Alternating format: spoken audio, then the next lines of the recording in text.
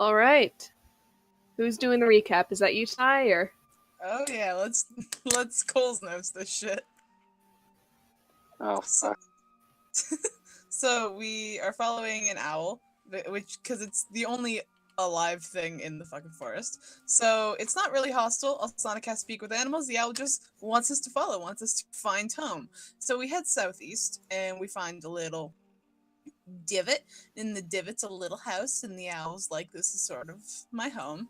And we go in, and oh hey, it's a house that's bigger on the inside because it's carved into a cave. Oh hey, is that a skeleton? It was a skeleton of a gnome. So, of course, because the gnome is dead, we're like, let's look through their stuff. So we find a diary. And of course, the best thing to do is look through a dead person's diary. So this gnome was a very nice adventurer. Stuff happened, and she died at home when the blight had begun attacking Sorren Woods.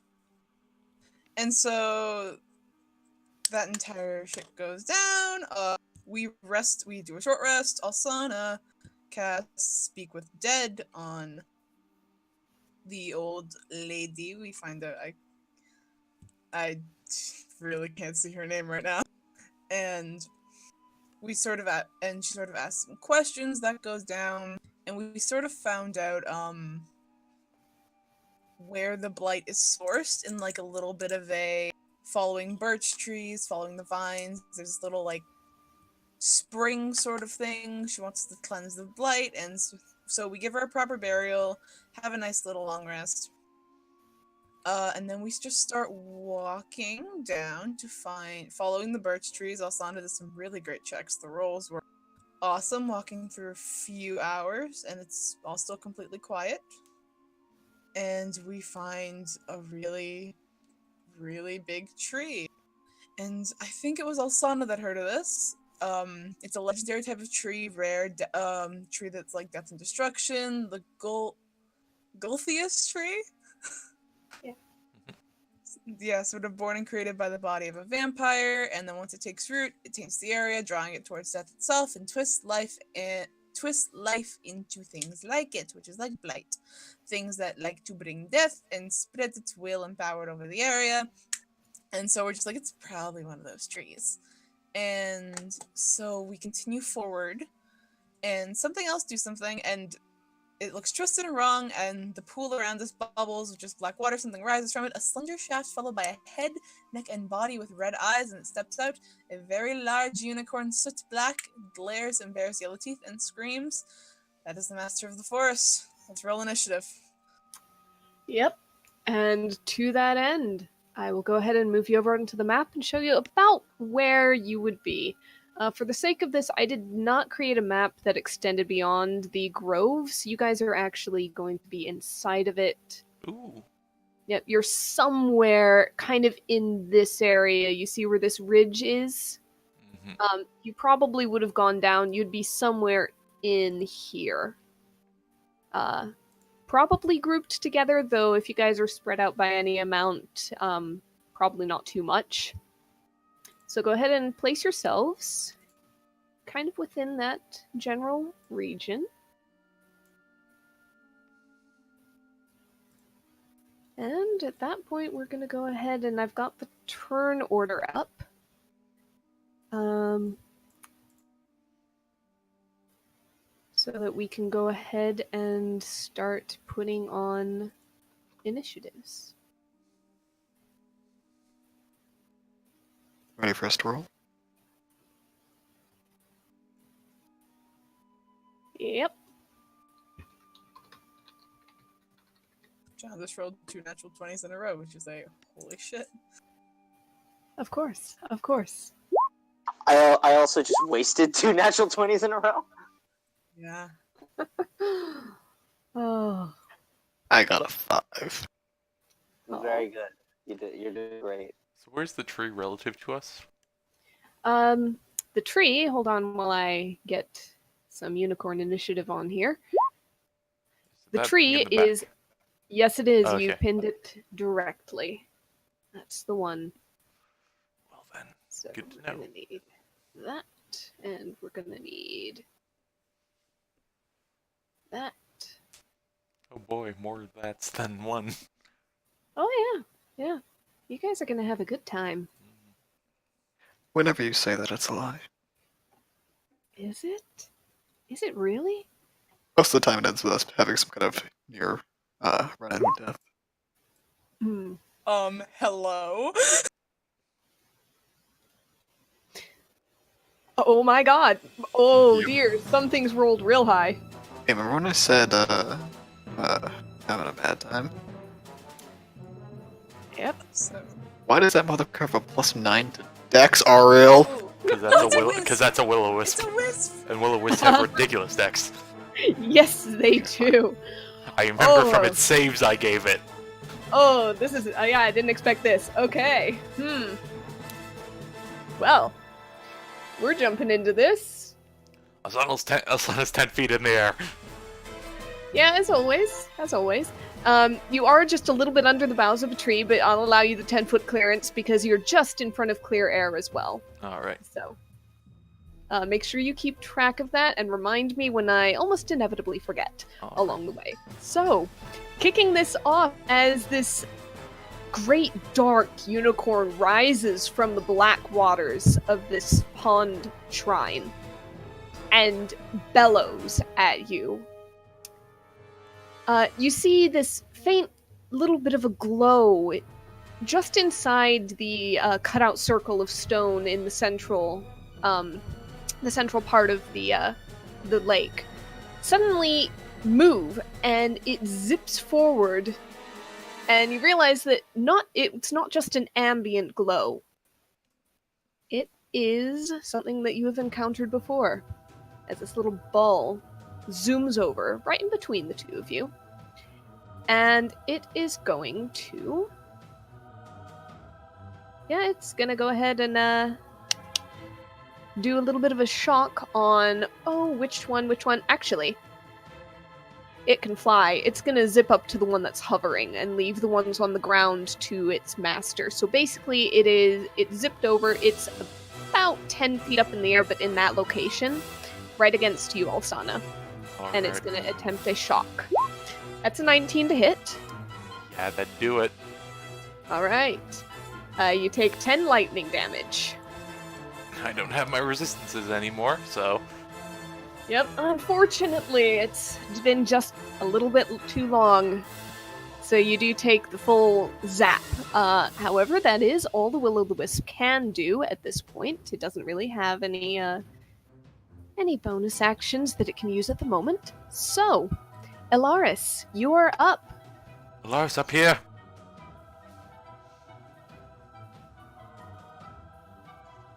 Okay. Let's see. So we have the... Okay, so we have the unicorn up front. Yep. The will-o'-wisp 10 feet in the air above you guys, right beside Alsana. Yep. Okay. Probably... I am going to... just give me a second here, sorry. Okay.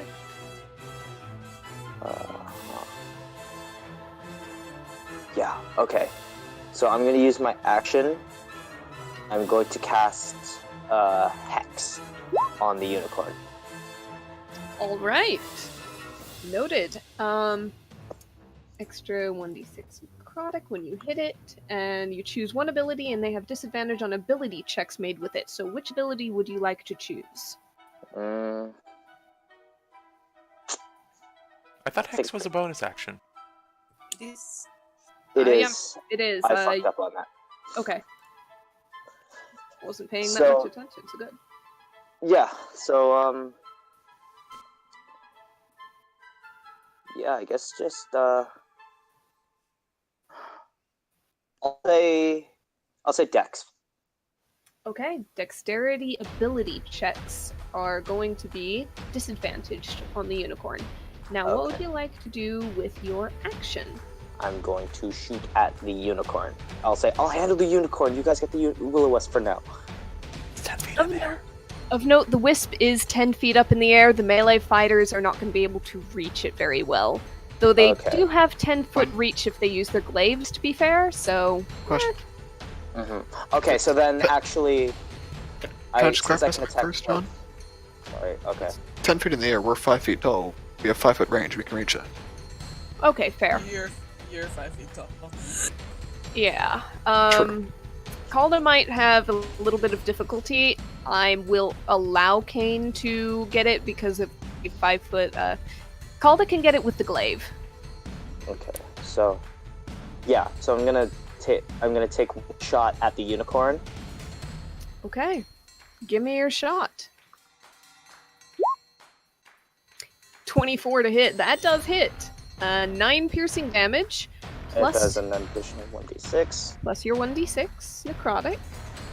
Specifically necrotic, however. Yep. All right. Okay.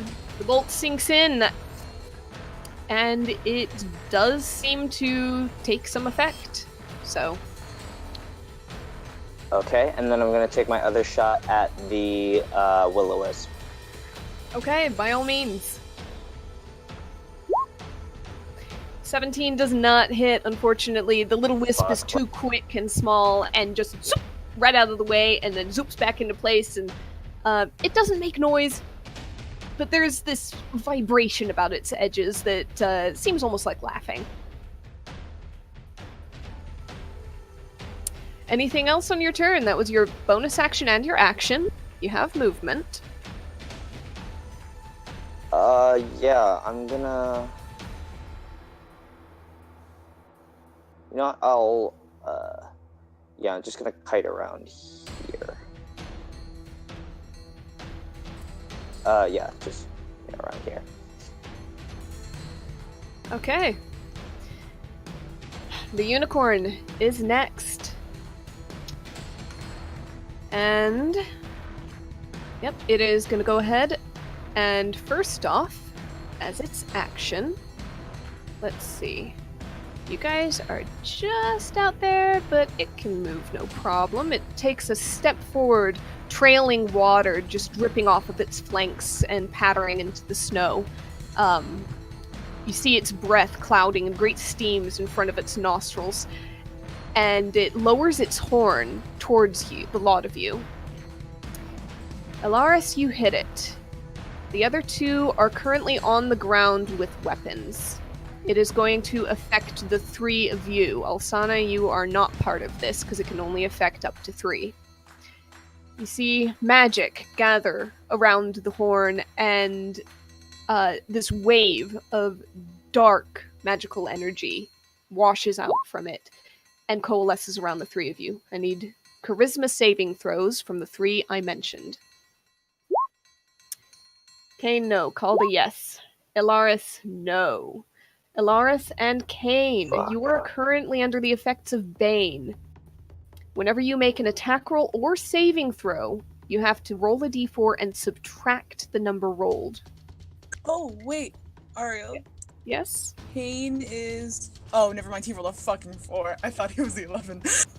No. Kane, unfortunately, would not make it even with your aura bonus. But yes, do keep track of that, definitely. I will go ahead and I will put a little... Yep, Kane has the marker on him. Good. I'll put a little concentration mark with the red dot so that we don't forget that. However, that was its action. It's moved about 5 feet, and it is going to, It's not going to stay put. It's going to actually kind of scoot on up here. It wheels around in the snow, rearing for a second, charges up the hill, stops, turns, and looks down at you, and makes another, not even a wicker, it's too deep and resonant, and almost with an edge of a growl to it. That is its turn. Before Alsana, however, I need to roll one of these. And that... Oh yeah, that gets one of these out. Layer actions, You see... oh boy. Sort of. You see the tree up above the pond. Sort of give a shudder. And a crack in the bark suddenly twists, tears, bulges, and out drops just down this, skidding down this slope and into the water, a needle blight, which is going to have its own initiative. So let's go ahead and get that up. Hey, Alaris, Yeah? you forgot about Hi. Flame Arrow, didn't you? I think I did. All right. If you do need to keep track of that, then do so. I do, yeah. I'll, No, can I retroactively roll that then? I'll allow it this time. Go ahead and give me the roll, though. Alsana, is that concentration? Because you would have to do a con check first. You're right, I would. Yeah, it's a DC 10 con check, so do that first before Alaris rolls any more damage. You're 20. fine. Okay, Alaris, give Yep. me the 1d6. flame arrow. Okay, 3. So yes, as well as necrotic energy when you shot the unicorn, that's seared out. As for the will-o-wisp, you missed anyway, so yep. All right. Also, keep count on how many shots you've fired. It stops after 12. So you have Okay. fired 2. You have got 10 left. If you need to put it in one of your little circles above your token, do so. That's a good way to keep track of those things. However, for now, the Gulthius tree seems to have just, in a horrible, twisted way, almost birthed a blight that splashed down into the water. However, the blight is currently standing up and has not yet had a moment to get its bearings and move towards you. On the other hand, you see a couple of twisted shrubs at the entrance come into view as they shudder themselves into motion, and what you thought was just immobile, dead, wintry plant life suddenly lurches forward. This one can reach you. This one is going to, yeah, you're a slightly closer target.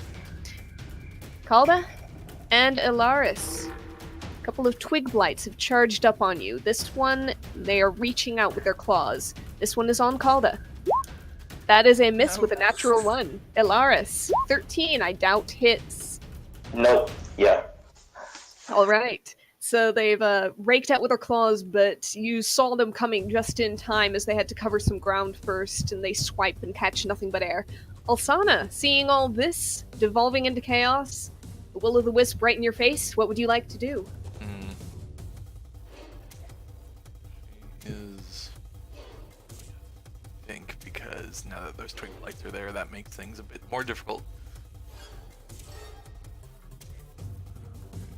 15, I guess 55, and he's 35. Okay. I think she's going to cast Frostbite on the will-o'-wisp. All right. Give me that Constitution saving throw. Okay. So that is con. That is a 6. It fails. So that's 8 cold damage. Unfortunately, it doesn't seem to really take hold as much as you'd hoped, but it does do something at least. And it has disadvantage on the next weapon attack roll it makes before the end of its next turn. But it makes which- spell attack rolls. Yeah, it does, unfortunately. She just kind of like yells down at Kane's like, use that fancy sword against this thing. She is going to. Has an armor class of 19 and I have Bane on me. Figure it out. Do your best. She is going to. Oh, wait, I forgot something. It has advantage on that con save. Oh, great, magic resistance. Yeah, 15. Yeah, unfortunately it made it. I'm sorry. It's fine. Alright. That was my bad for forgetting something that I built into this. But, yep.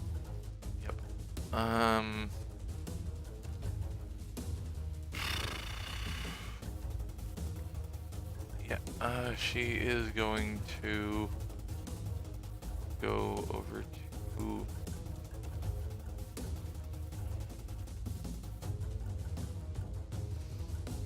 There's nothing good here.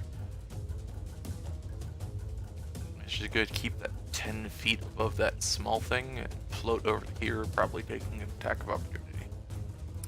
Yep, you do indeed take an attack of opportunity. Let me go ahead and do that. Nope, 7 will not hit you. I'm quite certain. Alright. She floats over to here. Alright.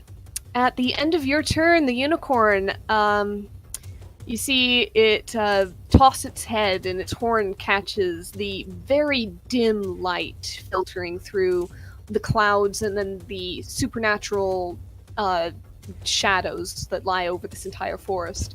And it seems to almost catch not only the light, but also a wisp of those shadows.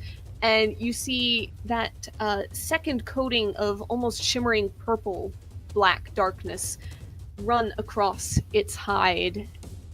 And you get the sense it might be a little bit better protected than it was before. Great. I will show you the ability once it... actually, I'll just go ahead and click it. Sure, why not? Let's just show it all off. So... Wait, sorry, real quick also. I forgot Osana has 50 and not 30. Okay, yeah. She's Take the rest of your float movement. a bit over more. Sure thing. Alright. Calda, it is your turn. There's the twig blight she can see, so she's taking 2 shots at that little twig fucker. By all means. That hits and it's done. Yeah. If you want to, cool. if you want to move that second onto something else, the first one has reduced it to kindling. It missed the wisp anyway. You could have moved over to the other one Yeah. if you wanted to take that from the wisp, but I don't know. Yeah. Well, if she needs 10-foot reach to hit the wisp, that's another. The wisp has already used its reaction anyhow. she's Yes. Can she do that onto numero dos? Yes, you can. Unfortunately, the 11 does not hit. That is all what? Oh, right. Is she Russian now? That's it. No, I'm switching between accents now, man. And that is her. Alright. Yep, Kane, it is your turn. You go before the needle blight that's appeared. You've got a better dexterity, I'm quite sure. I mean, I would hope so. Yeah. Yeah. Kane is going to step around just to here. And... yeah, he's just gonna leave the wisp to the other two, because he has, like, no chance of hitting it. And... Okay. we want to get Vaki. That's an excellent question to ask. Probably something you should have decided earlier, but do as you Yeah, I'm still debating. will. Okay. Yeah,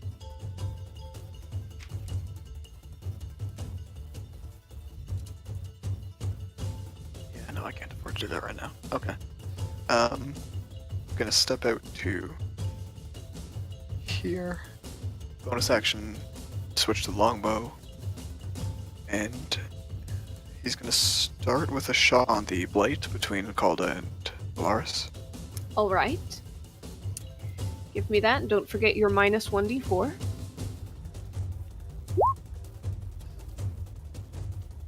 Yeah, you hit regardless of... even if you get a 4 on that, you'll still hit. 2 piercing damage, however. Alright, and secondary shot on it. Yeah, and that one will also hit, and that is enough to take it out. Alright. Alright, that was your that's bonus Kane. action and action, and yep, okay.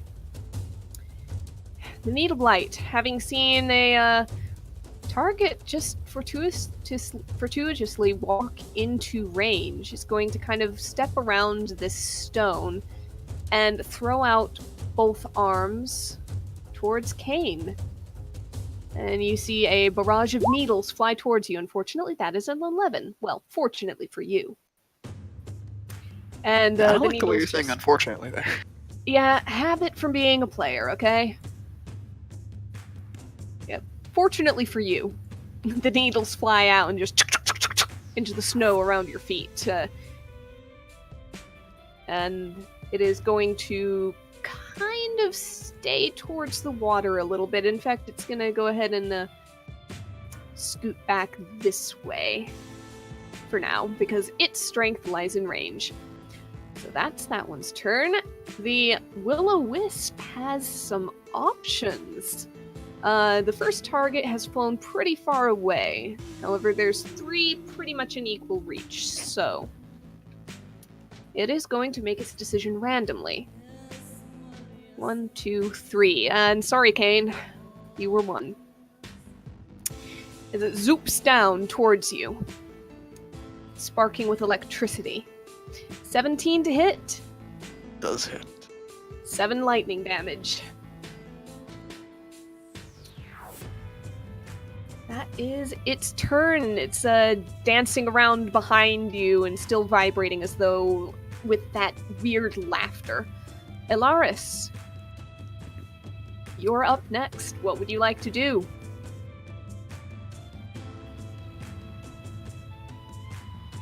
John, are you there? John, are you on push to talk? Did we lose him? Hope not. Yeah. I'll type. I don't know, maybe he had to step away from the computer and didn't tell anybody. And this kind of sucks because I don't really want to move the unicorn until he's done what he's gonna do. Oh, well.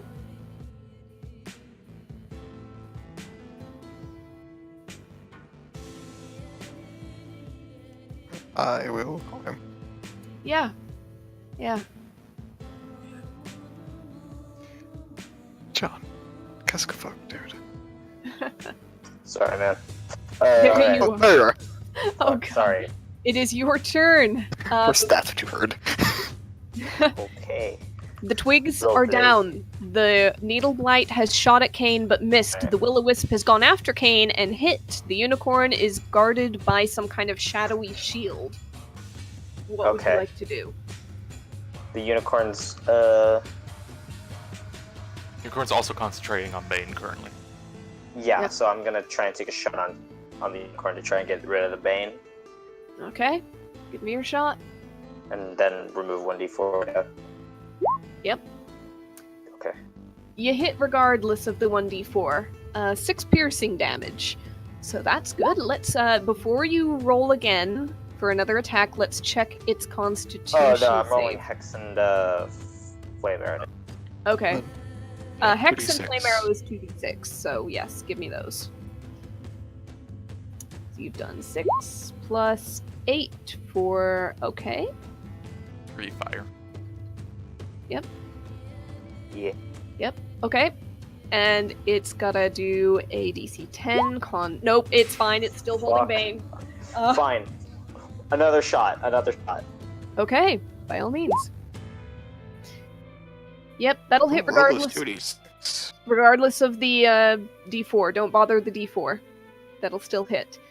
How is your 2-hit bonus that high? Proficient, charisma, and a +1, and you just keep rolling high. Okay, that's how. Yes. Yeah. Do Also your... 2d6. Boom. All right. ID is 13. 9 plus Right, 12. 14. So yeah. Let me take the damage off real quick. And the 14 is 23. So that's good. That's good. You can't slow me down, motherfucker. All right. So And the DC 12? Constitution.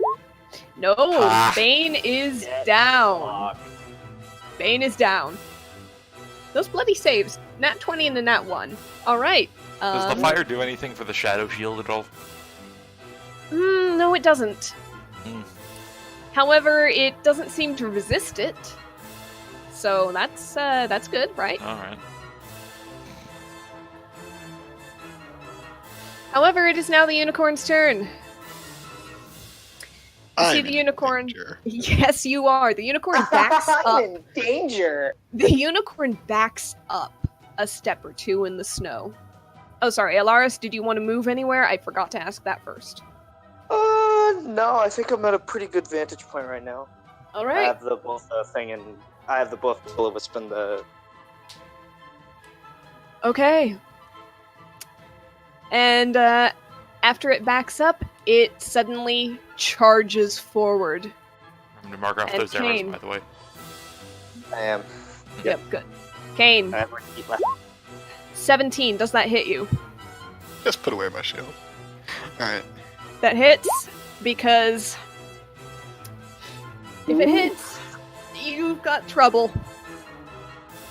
You're in danger. And you could be in a lot more trouble because it can do something else on a successful horn attack. You're Smite, smite, smite. You're caught in between a Basically. rock and a hard place. Give me a Constitution saving throw. Alright. Oh no.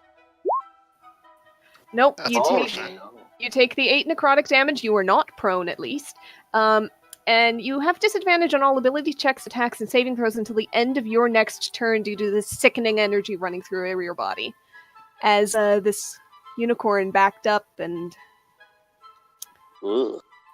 almost the dark shield around it seems to flare and concentrate on the tip of its horn as it charges towards you, strikes, and the energy just jets into you. You try to resist it, but it's washed through your body, your every vein. It's almost a vice around your heartbeat, and you feel yourself shuddering. And as it draws its horn out of where it struck you in the shoulder, it lashes out with its hooves in one more attack. That is an 18. That does hit. Well, I am unconscious now. Fuck. Oh! Fuck. Fuck. All right. I'm in danger. Yeah. Oh. Okay. Kane has suddenly dropped. The unicorn turns, Merry Fuck Christmas. you, Ignoring. suddenly. You knew what you were doing. ignoring him, and it paces forward and actually gets right up against the two of you. I missed my Well, bad. fuck. Alright, hi. Yeah. Intimate. After this, let's see. The twig blights are gone. Gonna Alsana is next. that. Yeah, Alsana, what would you like to do? Oh boy. Ooh, fuck. I. Right. Can I get a little help here? I think I'm going to try for something. My goodness, I hope it works. I'd like to cast Ice Knife at the unicorn All right. at 3rd level. All right. Ooh. And, Let's see it. and just hold on a moment. If it does hit, just give me a second to consider options. Okay. But there we go. Oh. Okay. Here we go. All or nothing here. 22 to That hit. hit. That hits 2 piercing damage, and it's got a DC 15 dexterity saving throw. It's a 17. I'd It like does to not take. throw on some Harvest Scythe on that cold damage. All right. The cold damage is a dexterity saving throw, which it passed. Oh, then I'll do the piercing. Yeah. It is the magical piercing's probably piercing. better. Okay. It does take half damage on that. It says no damage on I know the dex, that's is it? incorrectly written. I use Oh. ice. Okay. Yeah, in that case. Unless I'm totally cognizant. No. Hold on. Time to look up Ice Knife. Yep. Because that rings a bell, it doing a half damage on a success. But either way, she's going Oh, to hit or miss, it explodes. It does take no damage. Sorry. yes, but it does hit, so I'm going to drop 2 Harvest Scythes on it. Okay, 2! let's see him. You know what? 3. Okay, 3! by all means. let's pull out the stops here. Okay. So that's 16 extra. Yeah. So yeah, 18 damage. That's kind of shredded into the side of its coat. It is looking a little bit rough, noticeably. All right. And so that was her action.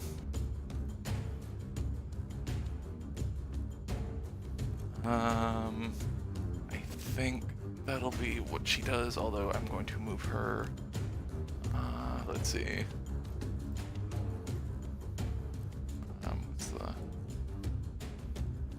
Let's do.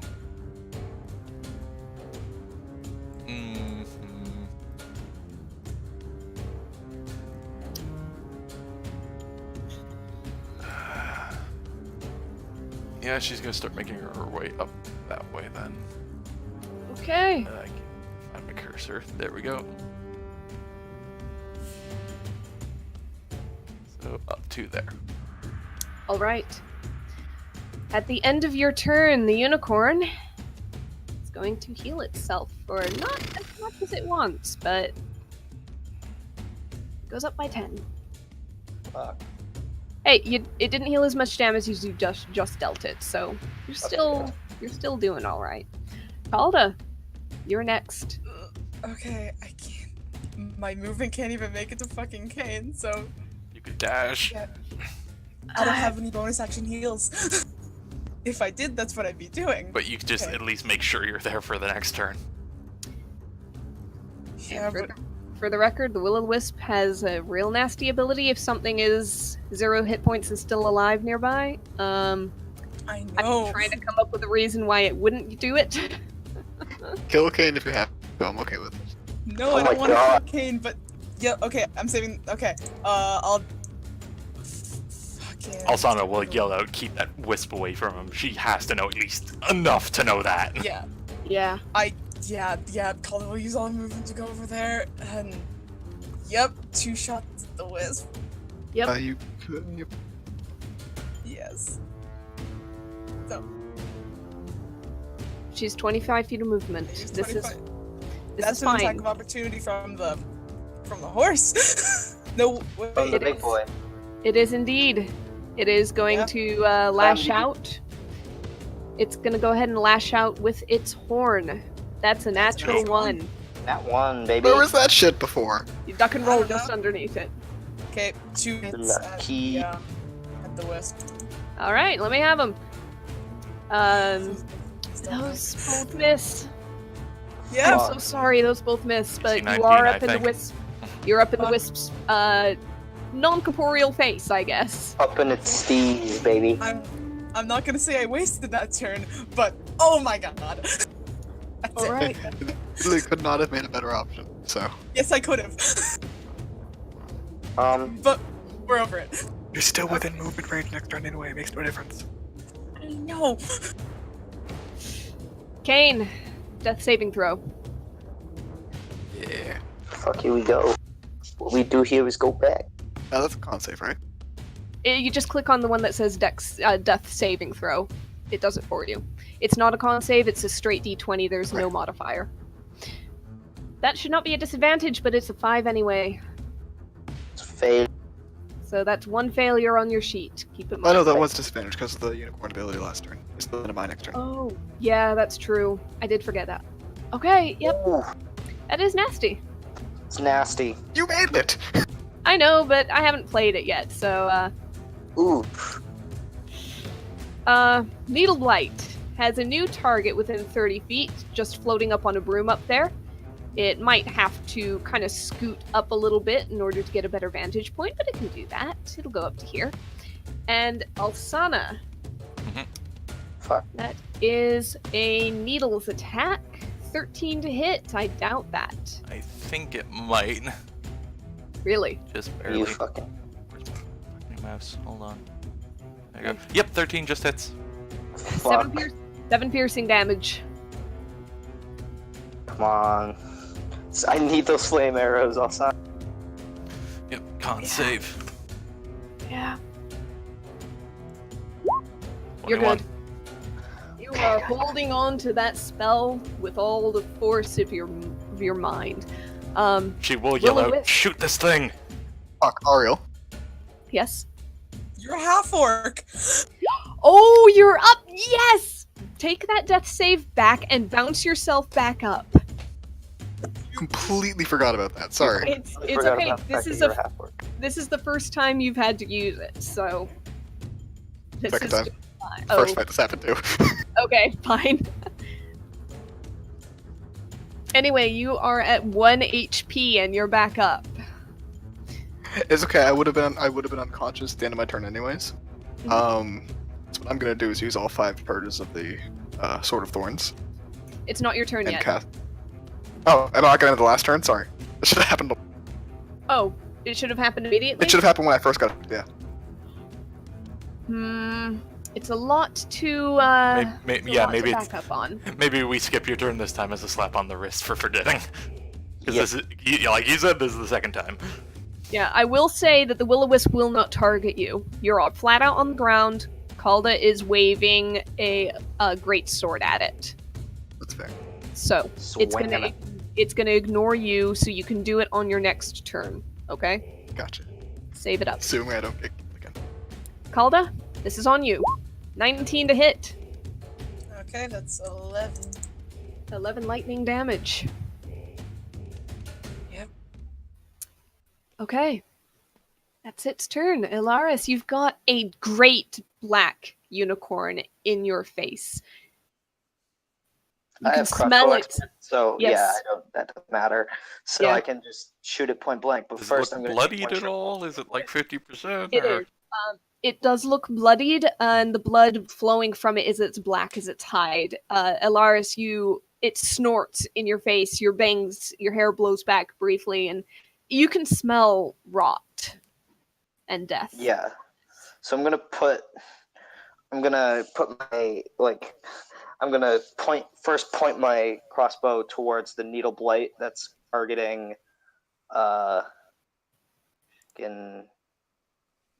that's targeting Alsana. Alsana. Yeah. Okay. Just hits. 8 Just piercing hits? damage. It is still Roll that fire! up. Roll that fire! Oh, yep. Give me the fire damage.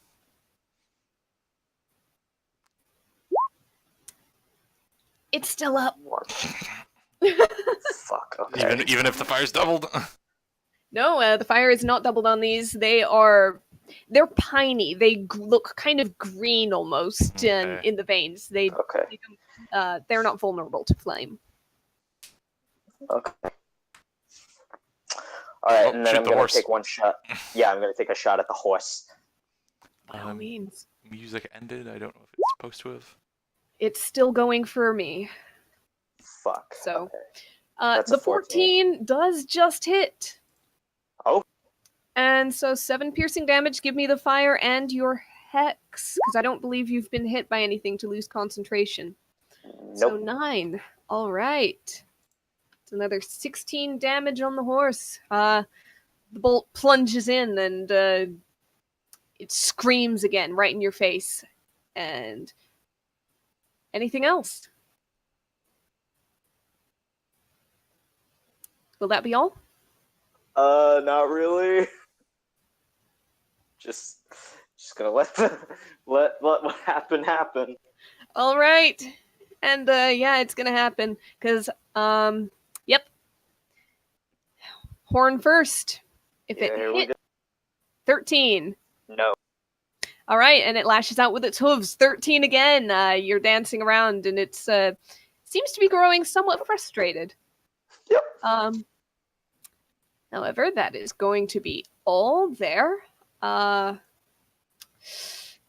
then we're going to, after its turn, tempt fate again. Ooh, 4.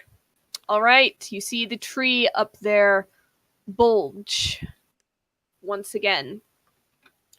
And this time what drops out is another twig blight. Can you just maybe try to give the music a pause and a play? Sure. it would be a stop and a restart, really. Yeah, But I've stopped it. Yep, there it goes. There it goes, okay. Alright, another Twig Blight has dropped out. It is not its turn yet. It's up here, right after Alsana. But you don't know that just now. So, Alsana, you are up. You've just seen this tree throw out another blight. This one of the small, twiggy, spindly things.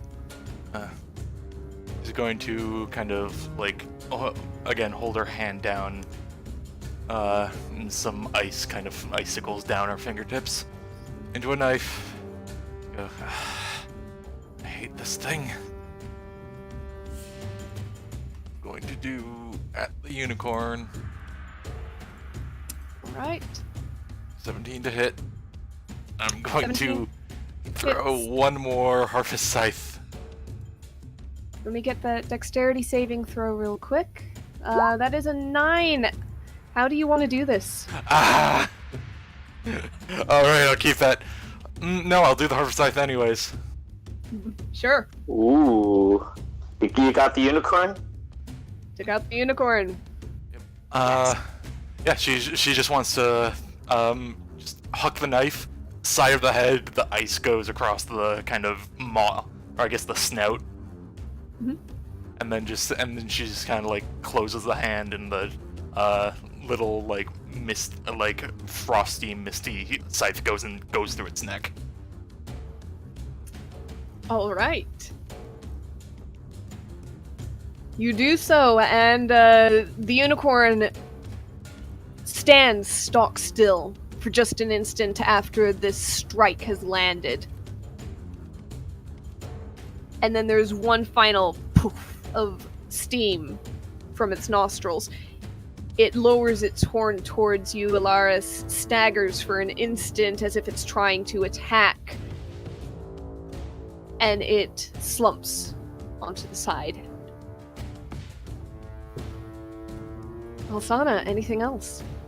She's gonna like breathe out like a mouthful of visible breath in the cold. Alright. Rest of you do your jobs now. Kinda like shakes her like whole arm with frost kind of going up it. Alright. Twig Blight is up next. And it's going to use its full movement and dash to get up to about there, because it sees easy pickings. However, it doesn't have the time to really dig any claws in. So, Calda, you are next. I really want to... You know what? I want to fuck this wisp up. I just want to... Bonus action, Channel Divinity, Vow of Enmity. I have advantage on attacks against it. Oh, fuck. Okay. Advantage on attack rolls against the creature for 1 minute. Alright. Do it. Go. 1. Okay. It misses, unfortunately. 2! Better, yes! There we go. Okay, Smite it. man! That's Is what your I'm doing, great Devin. sword magical? No, but we're doing this! Alright. Better. Fuck! Okay, so 7 plus 16 You're not fucking around. plus another 7 because it is undead. 23 So, radiant. how do you want to do this? I want to fucking kill it! Just let it poof. You just tap it and it goes. Alright. Yep. First sword strike. Just underneath it, it kind of just this little jolt upwards in midair, and you see it kind of do this little spinny loop-de-loop laughing, and as it's looping, you're bringing the sword right back in a return arc, and it moves straight into the path of the blade, and almost in slow motion, you see it fold around the metal, and as you do so, you release your divine energy up the length of your sword, and it burns this wisp out from the inside. Poof. Yep, and Okay. it goes poof. It's gone. Just to come at me to the twig blight. And that's her turn. But she's gonna come around here, come at me to the twig blight. That's her turn. Alright, Kane, you're on the ground at the moment. He's gonna stand up. Gonna go like raises the sword to go like shoot basically attack the unicorn. It's like, oh, you already killed it. And instead he's gonna the blight. Take a swing at it. So it just like looks over, like again with like a frosted up arm, just like there's more to be dead. Yep, that And twin he's gonna blight add is that done. as a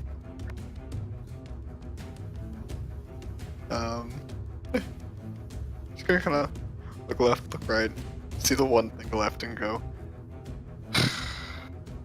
Just slowly start moving towards it. And here's my second. Fuck off. Okay. Oh. Well, yep, you use your second wind. It is the Needle Blight's turn. It's got quite a few targets. Well, okay, you're not immediately within range, but it can move. Whether it goes for one or the other. Well, actually, the one just killed the unicorn. It is going to shoot at you, Alsana. Alright. So, needles. 6 to hit. That's a miss. She kind of like puts up the ice covered arm and just like deflects it. All right. And with that, the Needle Blight is going to kind of... It's going to move back towards here about, hoping for relative safety, perhaps. Ilaris, what would you like to do? I'm gonna walk up. She kind of yells over, "Shoot the tree! I'm stopping the spell." Okay. Shoot the tree. Basically, if you want to get a shot in to light the tree on fire, now would be the time. Okay, yeah, I'm gonna. But you take can one go for shot. the twig blight too. I'm gonna go. I'm gonna take one shot at the twig blight, hope that it hits, and then I'm gonna focus my attention to the tree. All right, Go light it on Needle fire. Blight, need a shot. That hits, and that is enough even without the fiery damage from the bolts, but make sure you mark the bolt off regardless. Could Alaris move his hex to the tree? What does the text didn't- of Hex say? Didn't technically kill the I think thing. it's a creature, but Yeah, if it's a creature, Creature. then no. Can Hex transfer? Creature, Hex can- yeah, Hex can transfer. As a bonus action, Hex can transfer after the first thing is dead. works like Hunter's Mark. Yeah, it's the tree is not a creature. It's weird, it's magical, it is unnatural in many ways, but it is not a creature. Yeah, and I'm gonna take a shot at the tree. Okay. Light it on fire.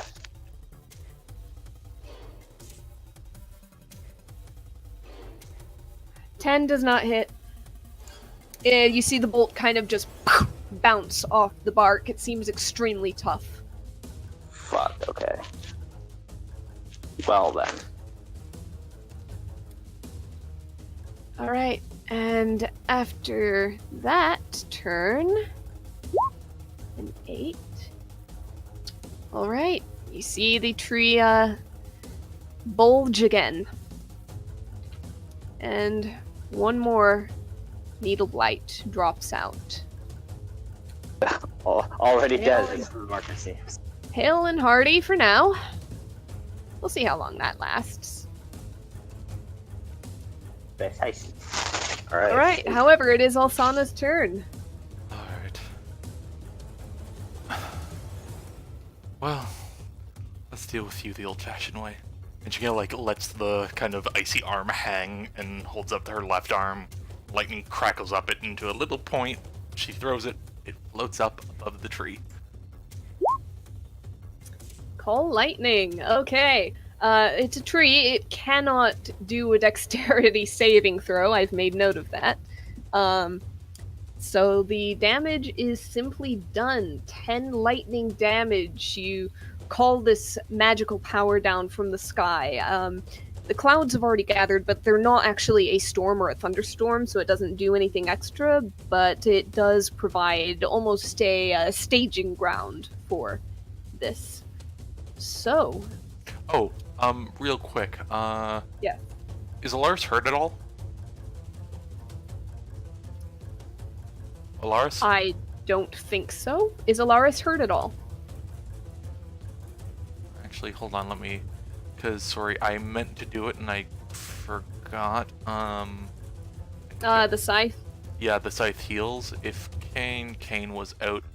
But yeah, Alaris would have been the only one in range for that, from where she was. Yeah. Can you heal yourself? You know what? Fair enough. You make a very good point. I think you got hit by some stuff.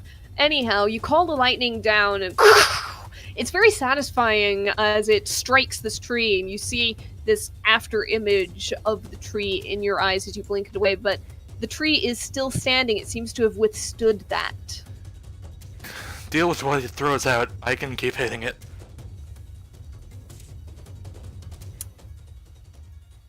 Alright. Technically, this is a new needle blight, so that's an initiative 8.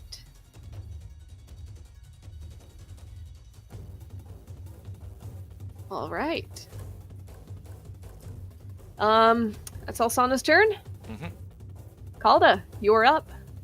Okay, yep, just putting away the greatsword and taking out the glaive. Oh, Stepping- if I if I put that lightning right there, would that have hit the tree and the blight, or was it too far down? Because it is everything within 5 feet. I'd say the blight's too far down. It kind of slips down this incline into the water. Okay, sorry, just making sure. Yeah. It's a good idea. Okay, Calda's going to go up there with the glaive, hold action to attack when Needle Blight, if it decides to come in range. Which it probably wants ranged, but you know. Yeah. Okay, so you're holding your action. Anything else? Wait. Actually, dodge action. Okay, dodge action it shall be. As the blight steps out and, yes, takes aim towards you, predictably enough, at disadvantage thanks to your dodge. That's an 8 to hit. That misses. Yep. So it's just spent that its was turn about doing 20. that. Excellent call. All right, Kane. Oh, yeah. Alright, Kane is gonna move up to here. Can he move straight there, or does he have to go around? I'd say you can.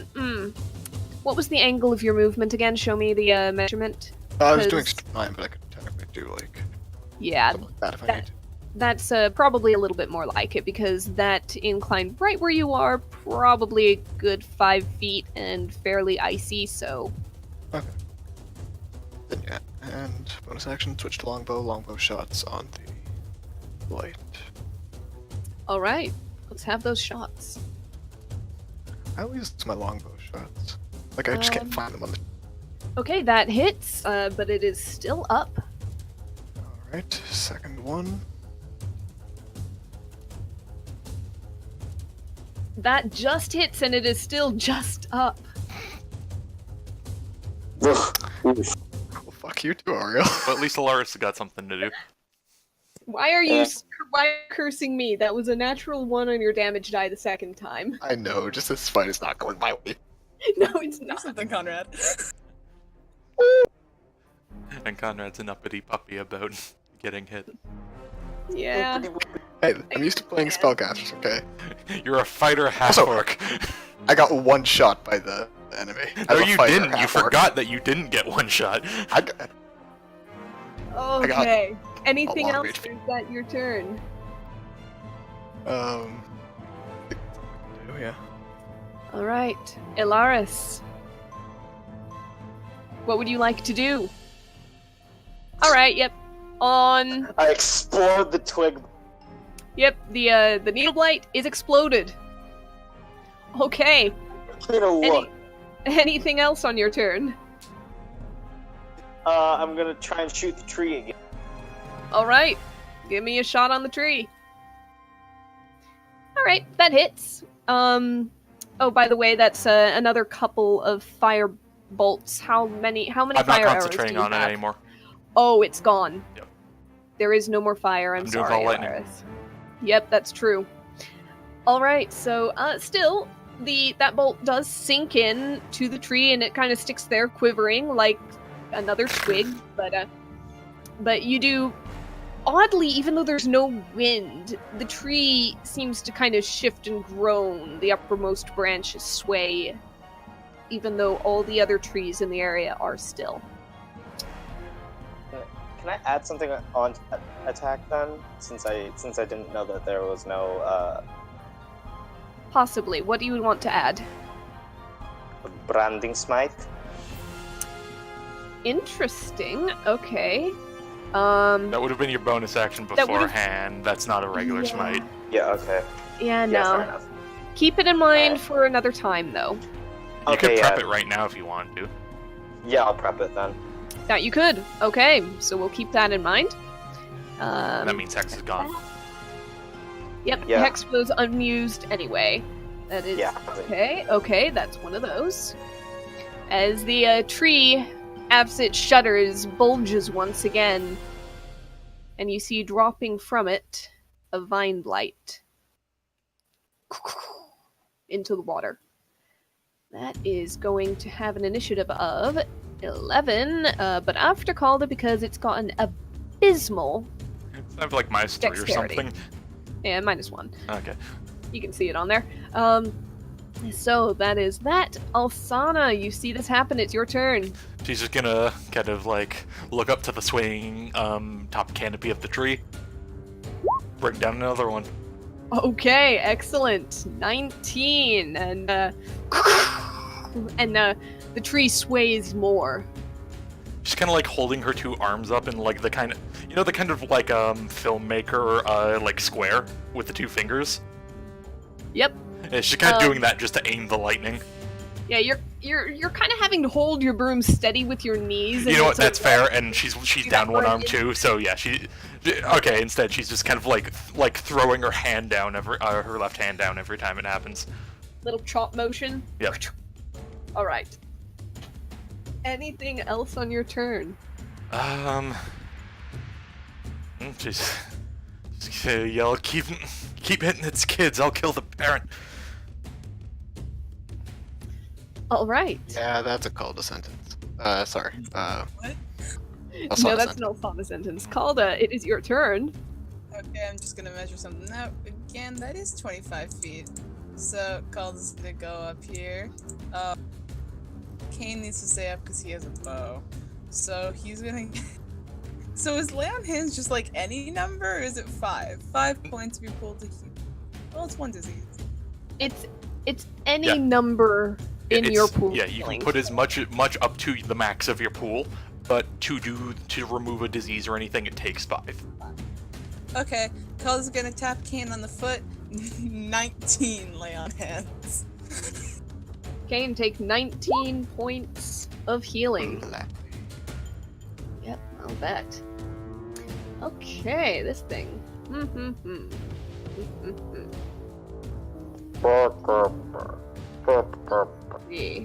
Because it is this guy's turn. He's got limits, but he can do certain things all the same. So he's gonna swoosh, swoosh, swoosh through the water. To about there. And 15 foot, yeah. In about a 15-foot radius, Hey, I know this one. you've got entangling plants. That is difficult terrain, and you guys have to succeed on a DC 12 strength saving throw or be restrained. So Calda and Kane, strength saves. Yep. Okay, you're both fine. You are not restrained. However, right now, this 15-foot radius, let me grab a little greeny brush and draw it real quick. Yeah, roughly like here-ish or so. Is currently difficult terrain. So it's going to take a double movement to get through any of those squares for any of you. Okay? That is its turn. Kane, Most of you're up. us. Okay, so Kane's gonna walk over to there, Okay? and he's just gonna continue shooting down this blade. Okay. Let's have him. That hits. 6 Right. piercing damage. and he Nice. is going to reposition ally on Calda. Alright. You can use your reaction to move half your speed, no opportunity attacks. However, of note, you are in difficult terrain, so half speed is going to go down a bit further if you move as you move Half through it. of half speed. So like 5 feet.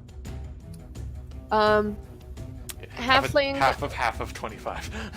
10 feet. It's 10 feet. 10 feet. half of halfling speed. I don't want to go away. Half of half of You can walk. Yeah, you don't You can just have- walk I know. towards it. I'm gonna move towards you. You don't Okay, have thank to. you. You know, half of half of half of half. Okay, enough. I get it. I'm short. I get it. We're Yeah, good. John, you know how this feels. Come on. And secondary attack, same thing. And instead of a position, we're gonna go with, if I can find it, a Freedom. Oh, interesting. Okay. I'm confused for Another a second. I 8. thought you were gonna scare the tree. Another 8 damage. And wisdom saving throw or become frightened. So let's go ahead and try that out. Nope, it is a very scared pile of vines right now. As it should be. As it should be. Alright, is that your turn? Yeah. Right. Ilaris. Well, since I do currently have a branding smite loaded, and Alsana told me to focus on the things that come out of the tree rather than the tree itself. I'm just gonna I move my aim from the tree to the frightened vine blight. He's about to he could very well have a very bad day. He could. Give me your roll. Give me a second here. Okay. That hits. 7 piercing damage. You think what? I was And, gonna say I think he did about 12 before, but never mind. Yep, I was gonna keep the number, but 12 it is, Okay, and yep, that vine blight has exploded with light and is dropped into the water right in front of Calda. So you have a second attack. Indeed, I do. I can't hold that attack, can I? You have to hold the attack Hmm. action. Yeah, I'm gonna say it's the Yeah. hold action. Okay. Then yeah, I'm gonna take a shot at the tree. Okay. Let's have it. Okay, that hits. 9 piercing damage. I'd be really shocked if it didn't. Yep, and it is a magical weapon, so yep. Okay. Tree suddenly turns into metal. Yep. What the fuck? Anything else on your turn? No, not really, no. Alright, the tree shudders and sways. You can see several cracks noticeable, spidering through and across its bark. There seems almost to be shadows leaking from them. And this is where something gets interesting, because... yeah. Okay. You get another bulge in the bark. And... my god, your luck with these. It is another needle blight. That drops out. So that's that one. Let's see, initiative 17. So this one's actually gonna go next. This one has come out prepared, it seems, as the parent tree shudders and shakes above it. It immediately looks up and it immediately lashes an arm out. Actually, it could do something. Yeah, these things aren't smart.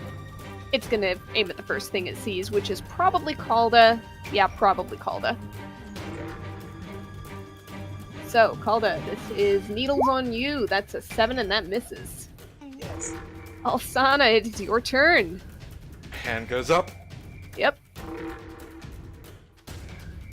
Okay, we're going down. I don't see it yet. Give it a Call moment. the lightning! I do not see it. Do you want to click it again? Go for it. Do it again. Oh, sorry, I missed the value thing. Ah, okay. The level. Yep. Do it again. All right, 18 lightning damage. You see the shadows leaking out thicker and a larger crack spidering up the center of the tree. It's still holding together, but you're exploding bark off of it with every strike. Anything else on your turn? She'll just kind of lay it and kind of like stay in the room. Just think of this as natural trimming. Okay, Calda. Calda can't reach anything in melee, so. Actually, if you look at the water is dark, but it actually seems shallower than what should be possible given how the unicorn emerged from it.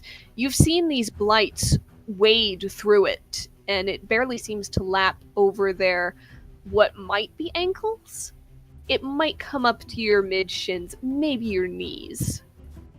Calda doesn't want to test it. You can always dodge and tank.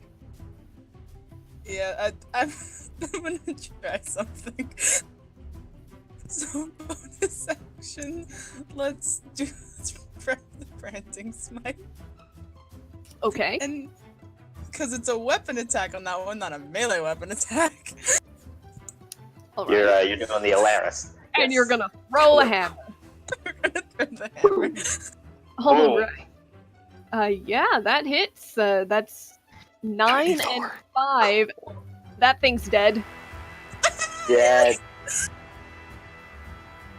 All right. Okay, and then her movement. She'll get the hammer later. Movement's just gonna be okay. So 10 feet to get out, and then You do have to kind of scramble up the slope if you go that way. It is pretty tall right there. oh, okay. So 10, 20. Can she use her last 5 just to? Yeah, you can use it to It is kind of halfway there. jerk Yeah. jerk yourself out right in front of, right next to Ilaris. That's fine. Yep, she has bobbed. All right, Yep, and that's Hey. it. you're up. Nothing in sight. Yep. Just Kane's big ol- Move gonna up do to his the tree. best. And he's going to take out the Sword of Thorns, Chop, two-handed, chop.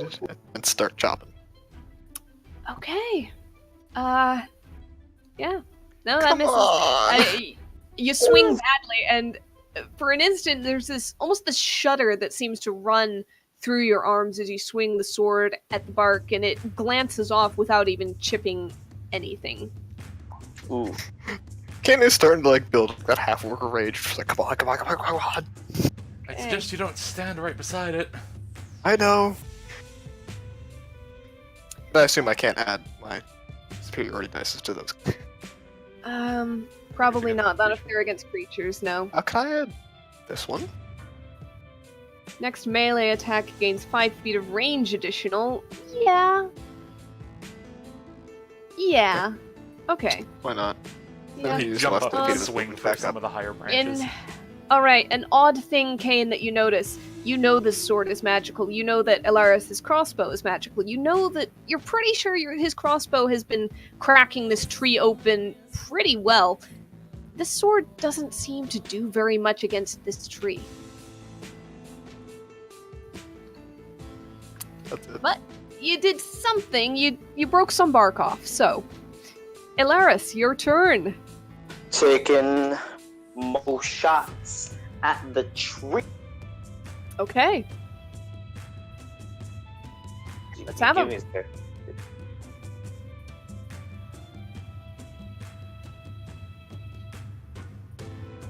That hits.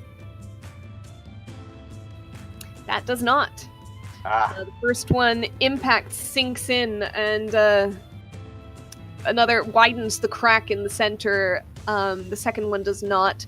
Through this central crack, fairly wide now, you might be able to like reach a hand in if you got up close to it and wanted to at this point. You see this shimmering dark purple energy, this almost this warp, this rip, as if the tree itself is hollow but filled with this strange magic inside. And with that, okay, 13 and 17. That is one of these.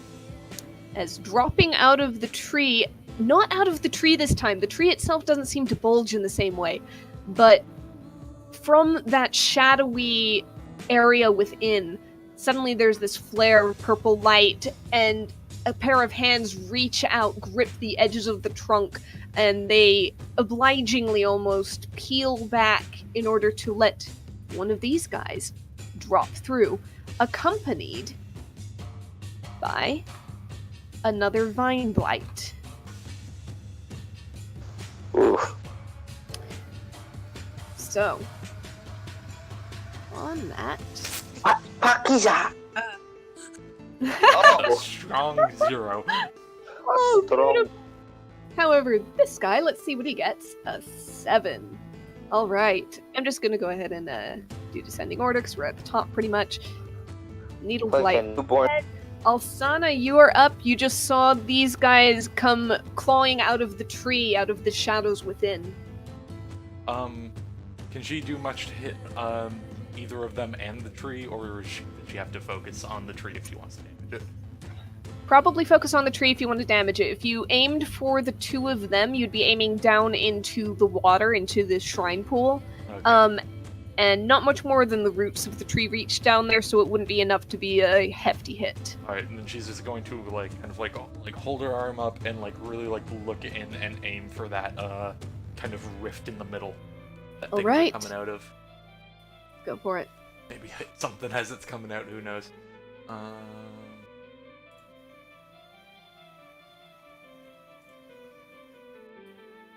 26.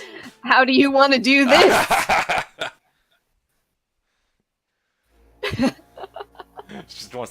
just hold the arm up, and some lightning kind of jumps from between her fingers, and then arcs up into the sky, and she just kind of grabs it and pulls it like a rope. This giant blast goes in, almost at a 45-degree angle, comes in from the side and directly into the center of the tree. Alright, you do that, and you see this tree light up from the inside. It almost seems to contract around the lightning and the magic and the rift inside for an instant, but you don't know if your eyes are just playing tricks on you, because the next moment it has torn itself apart and scattered. All that's left is a ragged, hollow stump, just a ring of wood around an empty space, roots dangling uselessly into the water and sprawling across the ground, as branches and shards of bark fall all around this radius and just thump into the snow and splash into the water. Anything else?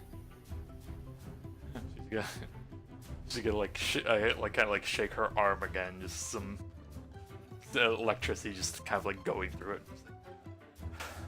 Well, that's that. Clean up the rest. Alda. Okay, she's gonna go back. She's gonna go back into that fray. I think she's gonna get that far. Take up the Levoid, get the great sword out, and then dodge action. Okay, you're at dodge action. This guy looks at the ruins of the tree, looks at the lot of you, goes, "Oh, screw this!" And the shadows wrap around him, and he's gone.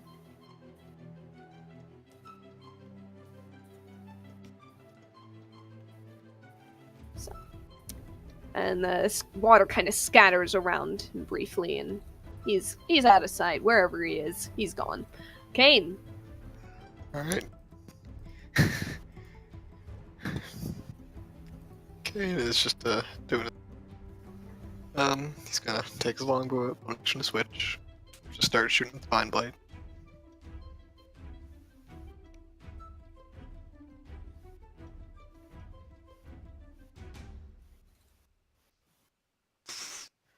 3. Okay, the first one hits. 2 piercing damage. 3 The piercing arrowhead damage. fell off before you shot it.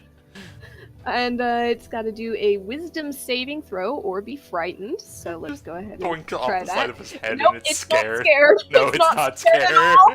I'm gonna fucking leave, I swear to God. Doink.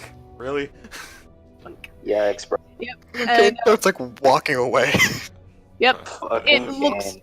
It looks up at this slope at the arrow that it just hit it, and yeah, it does not have much in the way of speed, but it kind of claws its way up. Can't really get any further, and you're not within range, but it seems to be going for you. The under breath orcish swears. It does. It's actually going to go ahead and use its dash, for what that's worth, to close another 10 feet of distance. Actually, I'll say for the height of the slope, it closes another 5. It doesn't matter at this point. Ilaris!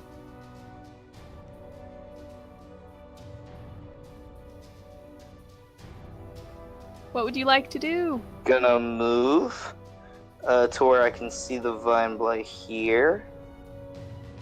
Perfect. And I'm going to whistle at him, just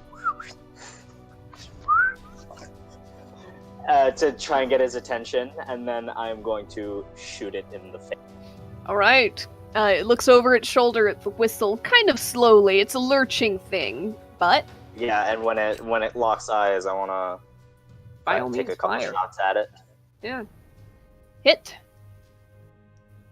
13 damage. Miss. So it takes the first one full in the face and reels back, and as it's reeling, the second one right where part of it used to be, but it has missed. That is done. Alsana, you're up. Can she fly up a bit and see if she can see where the hell that little shit went? Do a perception check. Alright. Perception. 21. Yeah, you see the little bugger. He's kind of, I was gonna say just off the edge of the map, but for the sake of this, let's just go ahead and put him right there. Oh, whoops, wrong layer. Alright, That's I map. don't think we defined exactly where her storm is, but I'm pretty sure she can hit anything on this map. Probably. How big is the radius of that thing? 100 feet directly above you. 100 feet. What's the circle? 60 foot radius. Okay, if you'd centered it on the tree, then the storm is out of range. If you centered it on the shrine, it's still out of range. You would have had to have yeah, that's 100 feet away. You could not get both in range. The measle is out of storm range, unless you can move it.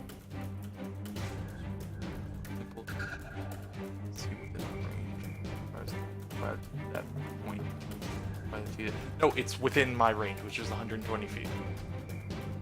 Okay. If you'd like to read it, I'll hit it. Yeah. And I'll also Yeah, just if it's okay. If it'll be okay, then it'll come be on, okay. Ryan. Let me see. Choose a point that you see Solar within cloud. range, and range is 120 feet. It just describes the shape of the cloud is all. Yeah, I don't know. With a 60-foot radius centered on a point that you can see 100 feet directly above you. Okay. Alright, yeah, within range, 120 feet. Though, yeah, I'm gonna say that that's 120 feet range of the cloud, which this guy is, so yeah, I'll go ahead and allow it. He's got a dexterity saving throw, though. This is not an auto hit like it was with the tree, so yeah, he makes it. Alright. Is that half damage at make, or half as no? much on a successful one, yes. Alright. So you bring down this lightning and all this almost fur-like hair all over his body, and head just stands on end for an instant, and with a yip! He dodges to the side, still catches a bit of the offshoot. He looks back at the lot of you and goes, "Oh, frick!" Anything else?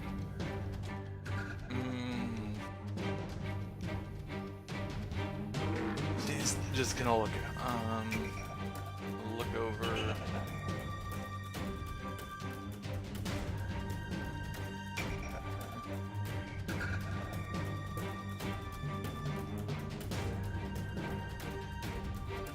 She's gonna get down to there. Okay. Tricky because I can't fucking sidebar with my monitor. I can only see it on the recording, but and I measured there. Somewhere about, yeah. She's gonna go over there. Okay. Kind of keep Still an eye hovering? on him the best she can. Alright. Oh yeah, hovering about 10 feet. Calda. Okay. I will say that just under the tree right there, 10 feet's maybe not as feasible, but you could 6. probably do like 5 or 6, yeah. Equivalent. Calda. Okay, I measured her out, and if Calda would use her dash action, just going just down and up, she could get right in front of Alaris with 50 feet. Okay, go for it. Yep, so that's action, movement. She doesn't really have anything to use for the bonus action, so that's it. Okay. Let's see. This guy's turn. First, I need to do one of these. Nope, okay, noted. Alright, there's a little bit of a ridge here. You're about 6 feet up. The ridge is maybe 3 feet. It's kind of weird. Let's see. So is my area higher or is his area higher? You're floating like 3 feet above his area. Okay. Yeah, but he's a higher elevation than if I was on the ground. Yeah, however, he can't get to you anyways. So he is going to actually try to continue to run away. As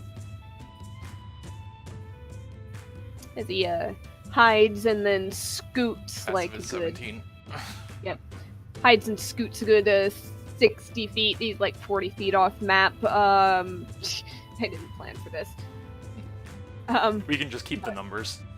Yeah, you can see where he is. He thinks he's hiding real well, and the shadows are kind of coating around him the way that they have around certain other things, but you can see him. I got 50-foot movement speed and 60 feet range. I'll be okay. Yes, you do.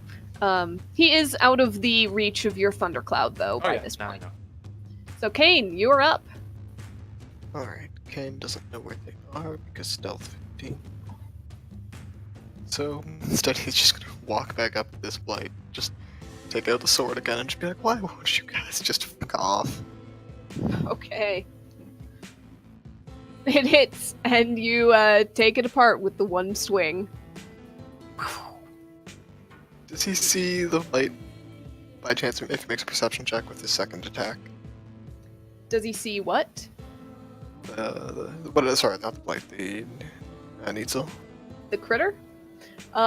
It is way, way out there.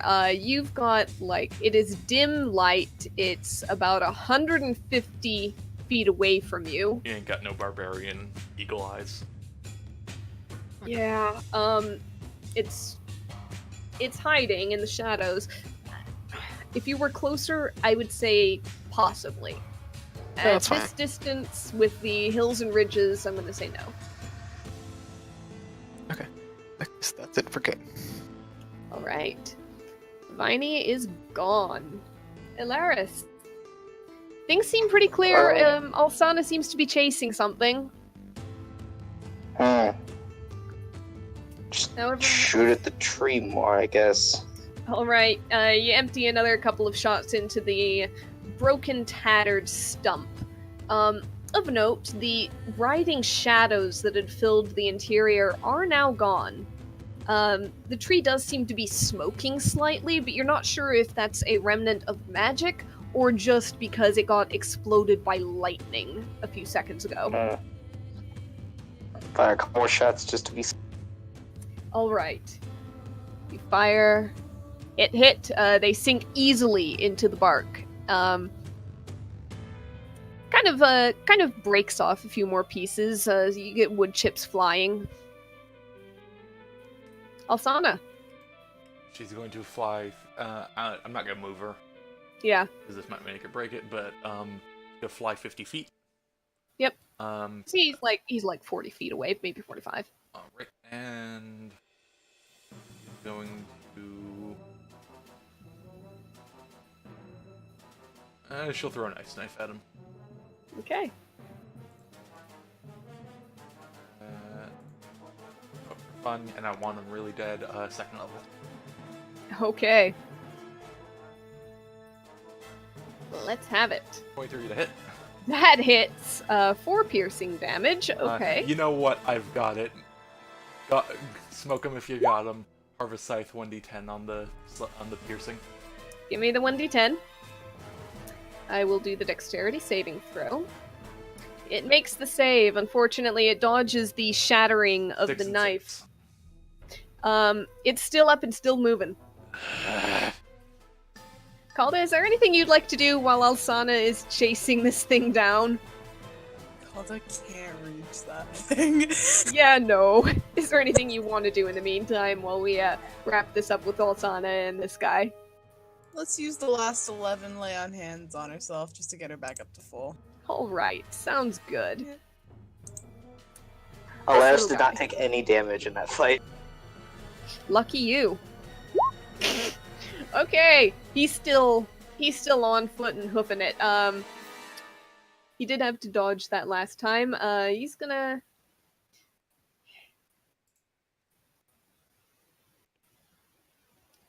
Yeah. Yeah, if he runs back towards you, there's no point because he can't reach you. Well, 40 feet. He could dash, but you're on the broom. How high up are you? About 10 feet. No, 5 feet, because, yeah, I wouldn't have moved much. Okay. Yep, he's gonna look at you hovering kind of relatively low, like at least within reach. Consider his options, consider your speed versus his. Do a little bit of mental math. And you see another, "I'll screw it!" moment. He digs his heels in, snow goes flying, and he turns around and bolts straight back towards you. Takes his full action and movement to do so. He's going to attempt to take a hide action, kind of diving amongst the snow and brush, but that doesn't go well. There's not very much for him to hide in between. Alright. He is directly beneath you, though, and technically, if you move out of the way, he'd get an attack of opportunity. Okay. So he's within basically melee with you. Gain, you're just way up there. You probably see a little bit of something at this point, as Alsana's floating just above the ground, way across the map, and something is moving underneath her. But way out of reach. You're just gonna walk over to Calda and go, "Yeah, thanks for the assist." That's all. Elaris, anything you want to do? I'll take that as a no. Alsana. Yeah, no. Okay. Alsana, you got this thing just under you. What do you want to do? Lightning. Cut his ass.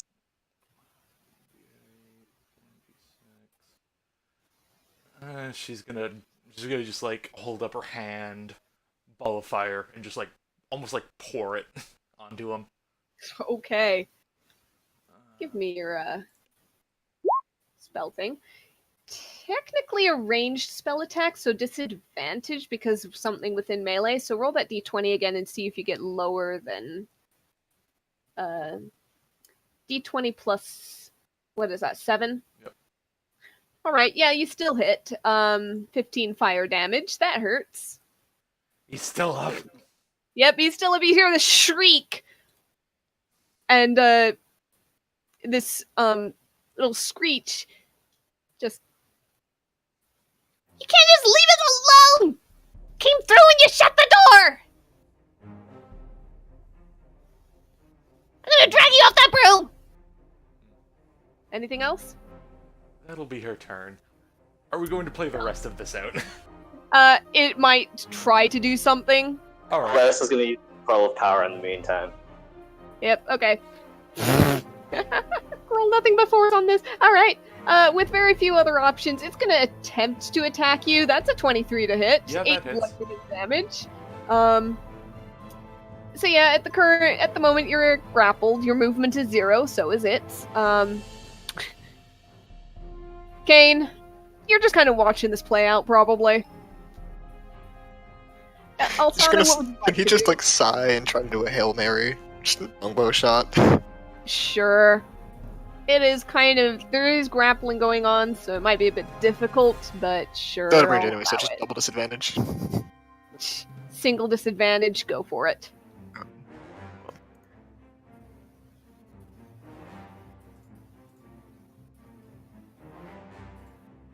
Is it because of long range? Yeah, that misses. Second. Yeah, that one will hit. It's still up. Little bastard. Can I do the frighten? Hardly holding on. Okay, you can do the frighten. Watch it be a 1. Watch it be a 1. It's dead. You can't even let me kill it. Oh! No. You killed everything else. Let me have something. just an arrow from out of nowhere just catches it in the neck while you're trying to get it. She kind of like Go do my job now. she kind of like Taking it. she kind of like pulls the garrote off her neck. Yep. Kind of like runs her like lip under her tongue, unsatisfied, and goes. Turns into a panther and swings it around like a chew toy. You know, as one does. As one does. And with that, there is stillness in the glade again. After a few more seconds, probably, all these plants that were causing difficulty wilt and wither away under the snow, or across the snow, unsustained by the magic that brought them. You've got the remains of several various blights, cold spot where a wisp exploded, the shattered remnants of a giant, twisted tree, the body of a strange little being, and that of a jet black unicorn. Protect the tree. All right. If anybody needs to take a break, this is probably a good time to do it. Yep. I'm gonna. Yes, because I gotta count up some things for you for experience points' sake. I might just as a kind of precursor, I might do something with Unicorn Corpse, so don't cut its head off yet. All right. Very nice. Yeah, we'll hold off on that for now. Anyway, I need to work out some stuff. All right, I'll be right back. Plus. Damn, that was a good fight for Alaris. That went really well. Glad you enjoyed. Oh, yeah, no. How much damage did Alaris do to the unicorn before Alsana killed? I've got no idea. I wasn't keeping count. Fair enough. But I do imagine it did a fair chunk. Probably. I mean, if you really wanted, you could probably scroll up in the chat and do the math yourself, but I've got no idea at this point. I mean, yeah, but I'm not sure about resistances and everything like that, so... It didn't resist anything you threw at it. I did not give it Perfect. resistances that covered anything that you had. It had a resistance, but not anything you did. Mm.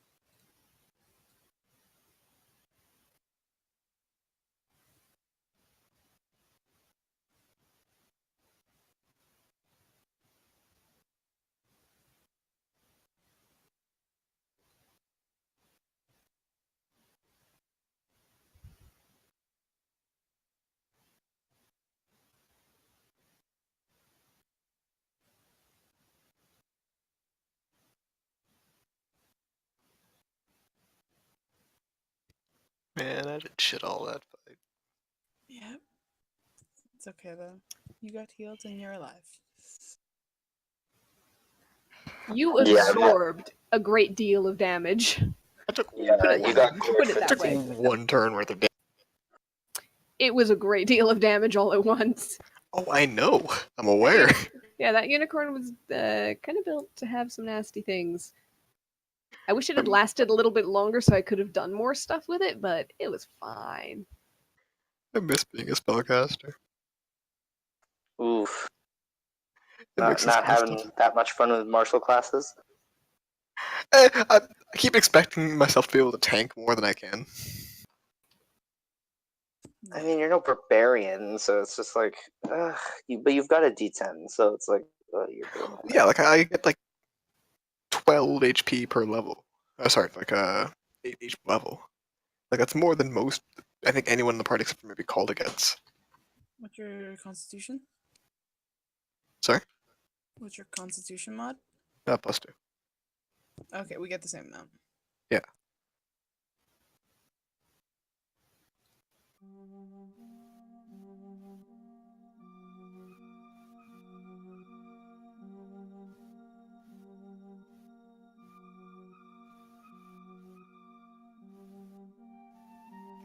Ooh.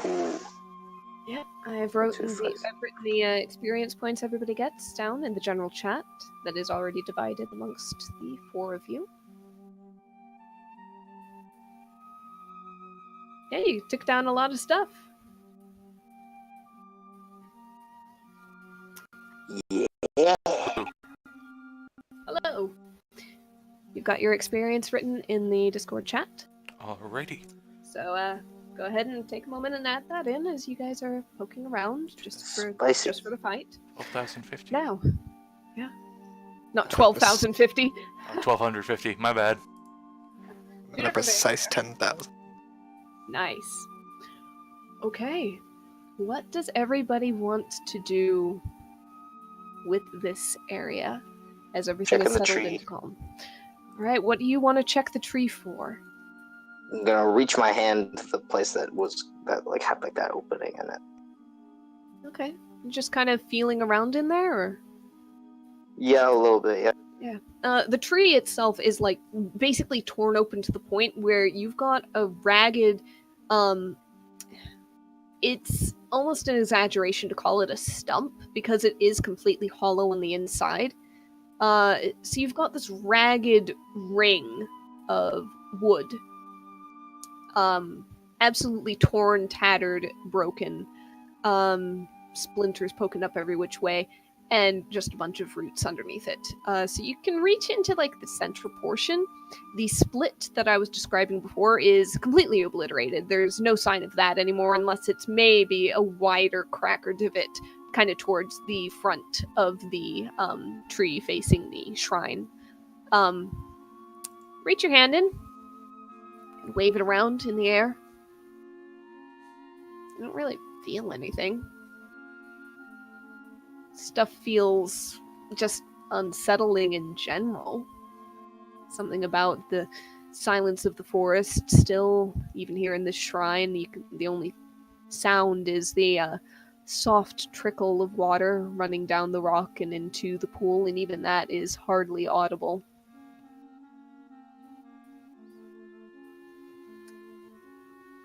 Is there anything else anything in particular you want to investigate about it or look for? Or? Yeah, there's. I'm trying to like feel around for like some kind of core or anything that might have like been caught. Feel around for a core? Yeah, or anything that might have causing like divine lights and stuff. All right. I'll say go ahead and give me a check with your spell casting ability modifier, so just a charisma check for you.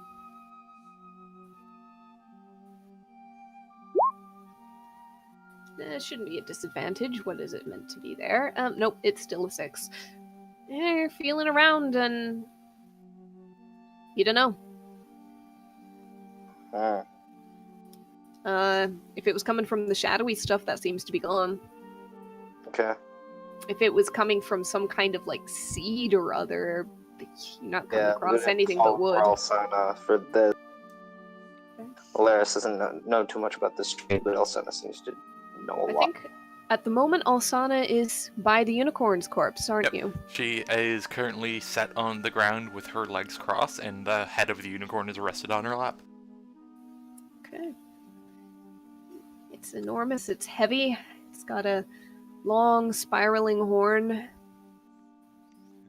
She kind of like runs her You look one like of an her hands. essence cover. Sorry, you look like what? You look like an Evanescence album cover. Probably. And she's kind of like running her fingers lightly like down the spiral of the horn across the side of its face and everything, just kind of mildly interested. Okay. Yeah, you give it a thorough investigation, examination. You've seen horses before. May or may not have been up close. This seems, for all the strength and power it displayed and the heft of its body, it seems almost more delicate despite its greater size. Is there anything in particular you're looking for on this or about this, or? She just kind of sat there for a second and then looks back at the, kind of like lulls her head back with the hands on the ground. Just, would you like to come over here? If I'm Yeah. needed, sure. Sure. Alright, yeah. And she's going to reach into her pouch, sprinkle some of the ash on her hands, do a little rune on its forehead, and pick some up in her hand, kind of light it into some flames, and cast Speak with Dead. It's gonna be interesting. As she blows the smoke into its snout. Okay. Okay. The mouth kind of lolls open slightly as the smoke draws in with a facsimile of a breath. You know that the spell is in effect? Hello there, dear. We have some things we'd like to ask you.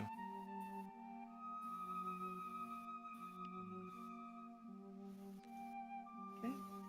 What corrupted you in such a way to be what you are right now? Deep exhale. It begins to speak, even though it has no vocal cords capable of producing these kinds of sounds, no mouth structure, and yet there are words coming from it. And yes, you have speech beyond the grave, and you understand any language, and you recognize it's falling on your ears. It's a language that you perhaps don't know yourself. Is it celestial? But you understand it. It is celestial. Do you She knows understand? celestial. Alright, so you do understand it automatically. Does anybody else speak celestial? Let me check. I speak common.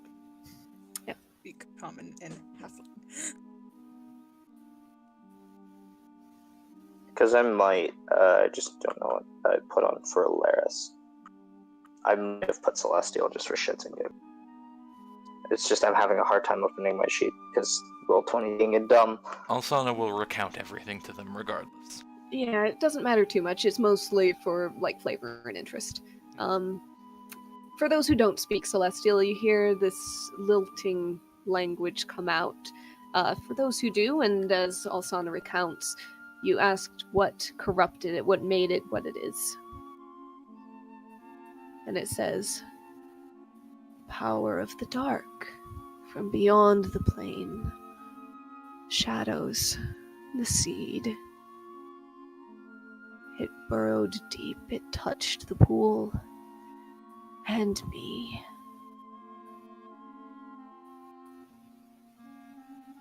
And the shadows are in me.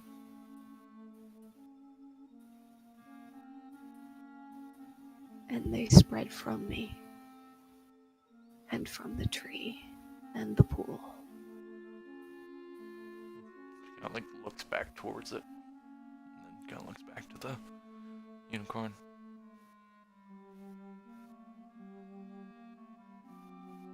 And she pauses and how did the tree Or rather, how did what created the tree come to be here?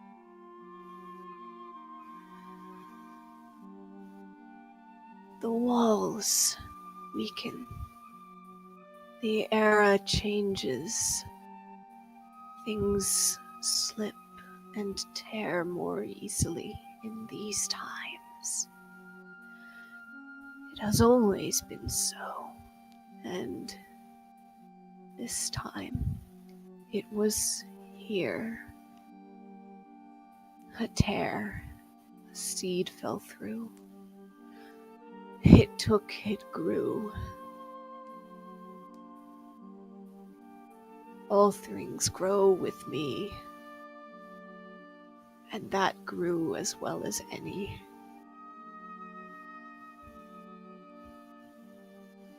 She kind of slowly nods.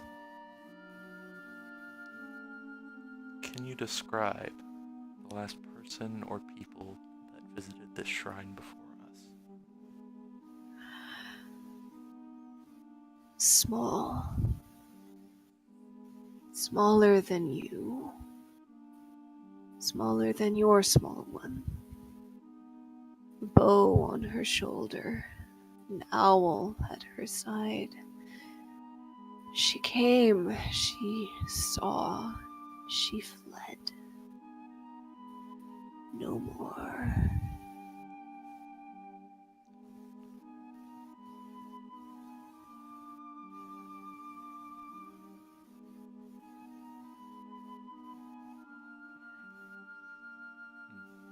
She kind of like scratched off her face, like, might have had to word that better.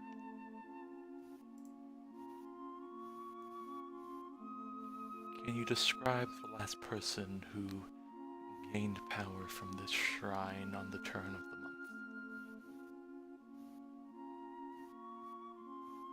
Not since the last turn of the era. So long.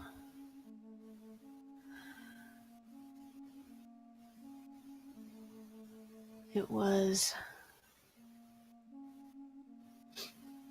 As I look up notes and remember what the last turning of the era was. No problem. Yeah.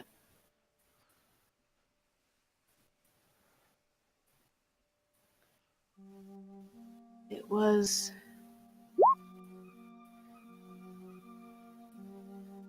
a being of air, wind, female, magic, clever, strong. She gives the group a look and shakes her head, like back in, not in the no, but the like kind of like shoulder to shoulder, either something way. And she kind of pauses and I am a druid. I am not the most powerful, but I have some talent under my belt. As well, I have a friend who is a chosen one of a god of natural order.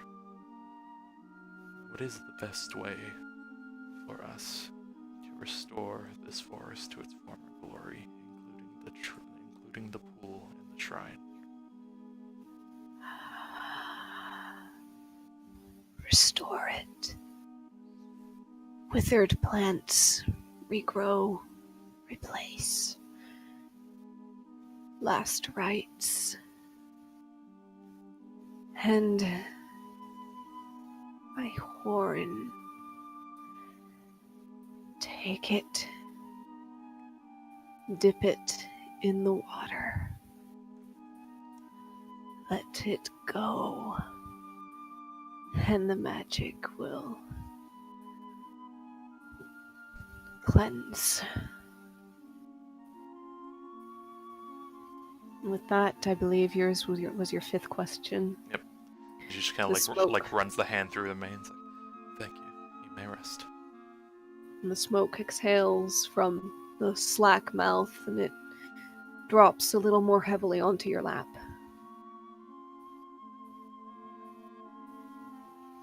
And from there, she'll just kind of. You said, like, from her feeling, it was very decently brittle, yes?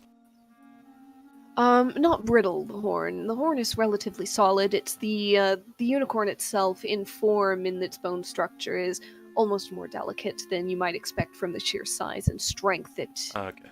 it evidently has. She's going to kind of just place her hand at the base of the horn Mm-hmm. and give it a twist. Give me a strength check. She's going to place guidance on herself before she does such a thing. Okay. Strength check. Just raw strength? Raw strength, plus your d4. Nope. Yeah. Your hand kind of does the thing where it slides Oops, around that was Yeah, not supposed still. to be. There we go, 6.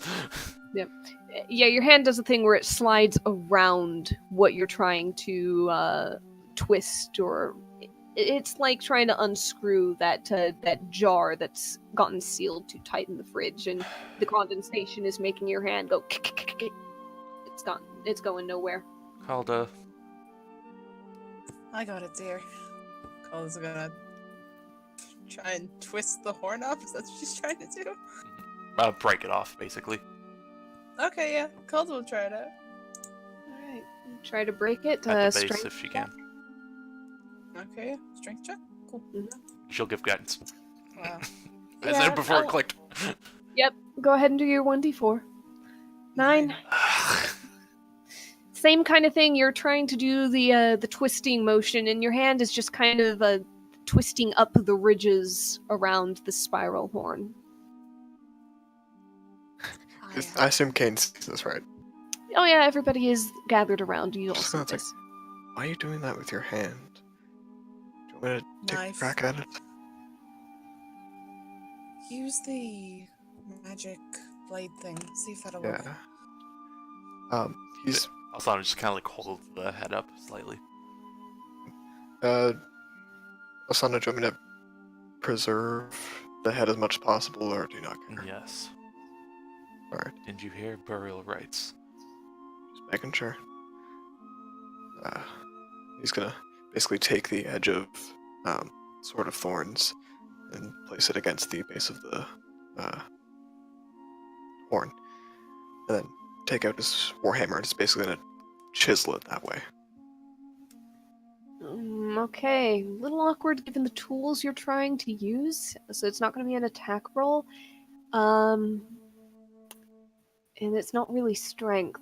I'm going to say that this one is more about leverage and placement, so give me a dexterity check. Alright, I assume guidance. Yep, she's basically kind of holding it straight while you do so. Oh, should not have a disadvantage. Sorry, that should be a 17. Yeah, 17 plus your D4. d4. Alright, 21. and yeah, surprisingly deftly, given the circumstances, the situation, and the tools you have at your disposal, you place the sword and give it some taps, and it just cuts straight through, and about 3 blows, you've got the horn drops off Asana catches it. the unicorn's head. Okay. It is surprisingly light for its length, and you feel this faint thrum of magic between your fingers, even as it's disconnected and dead, really.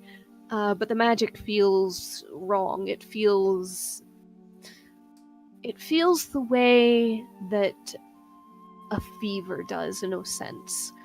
That slightly off sensation in your head, in your skull, in your body and chest, where you can sit up, you can function, you can move around, but it's not right. Something's off.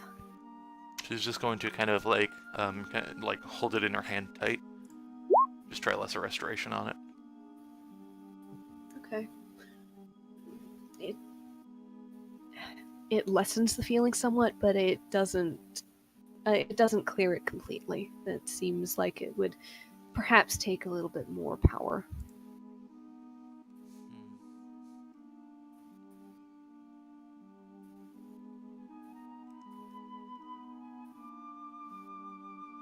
Shilka looks to Galda.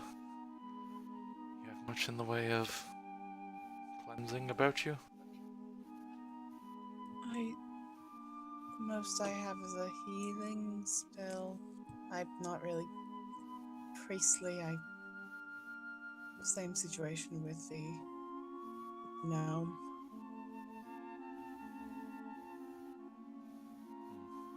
Just kind of... Okay, I'll give it a try regardless. And she'll slowly walk over to the water. Alright. And just lightly tap the tip of it to the water line. Okay, you tap it to the water line and a ripple goes out from it, as expected given that you disturbed water with it. But the ripple seems to bounce against the rocks further in and bounce back and forth and almost grow. But it's not changing anything just yet, as you're just holding it there. She'll submerge her hand. Okay, it starts to almost roil around your hand, with the water shifting, shimmering, and bubbling. And very faintly, with your hand under the water, oddly, the water is black, the horn is black, but you see this faint start of rays of light start to peek from between your fingers. She'll hold it there. Okay.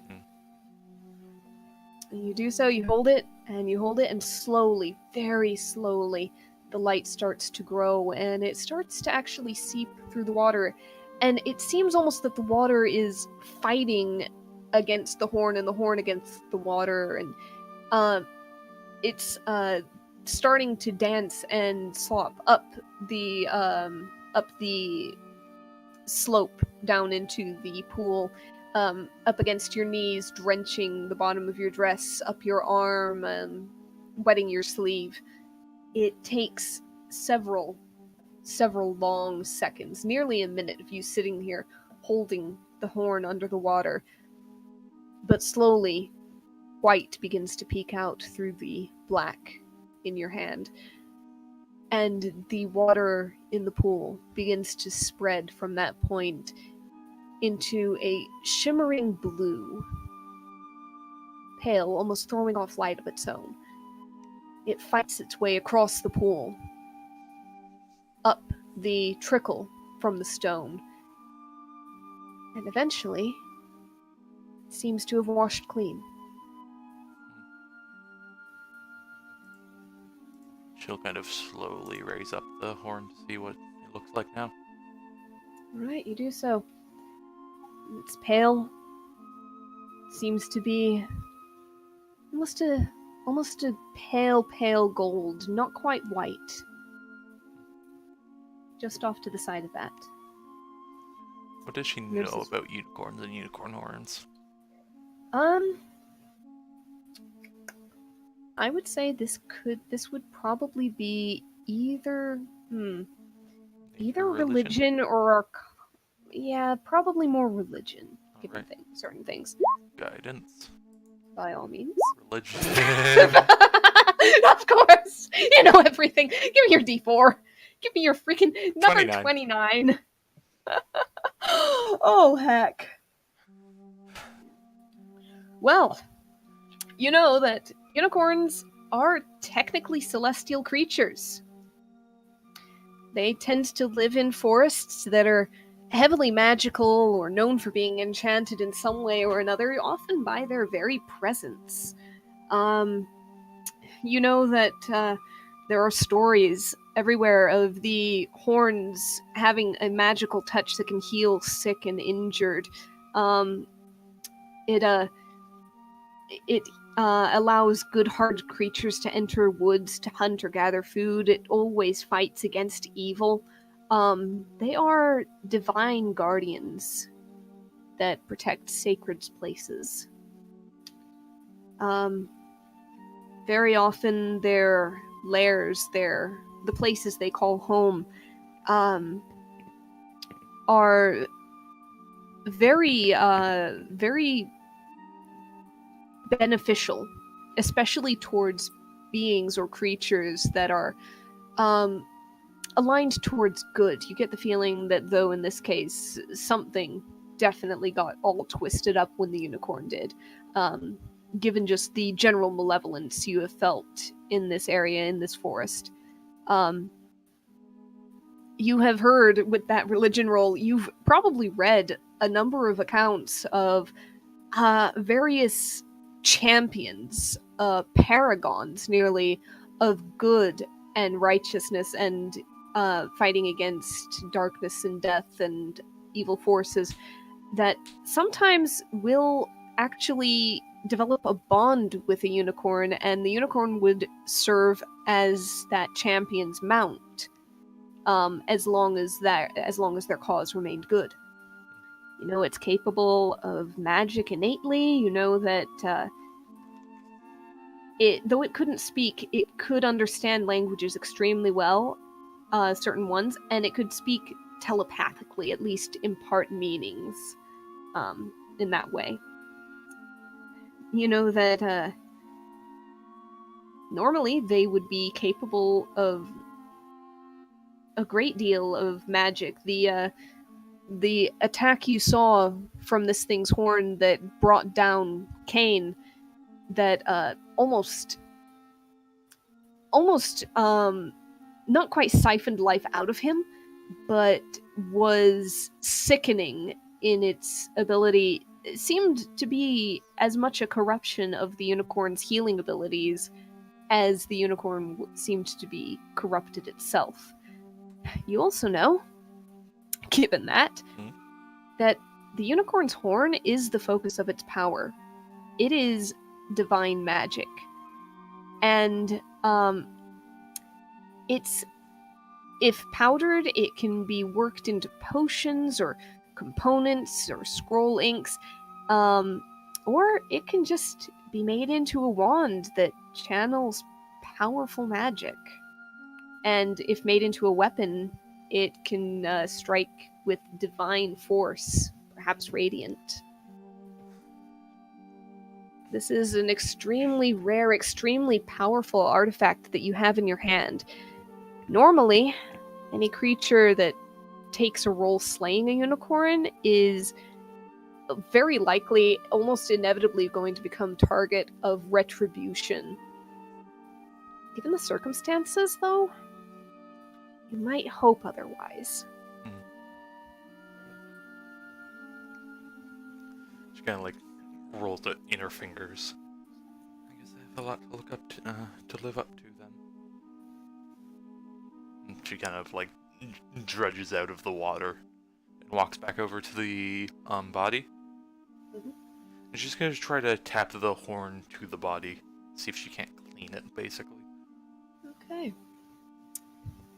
You tap it, and it's not an instantaneous thing, but where you tapped, you see just this little fleck of white in the fur. Alright. Well, If you... I'm going to be doing a lot of restoring here, so would a lot of you like to set up camp? Sure thing. Sure. It is about midday, but yes, you do probably have a great deal of work to do.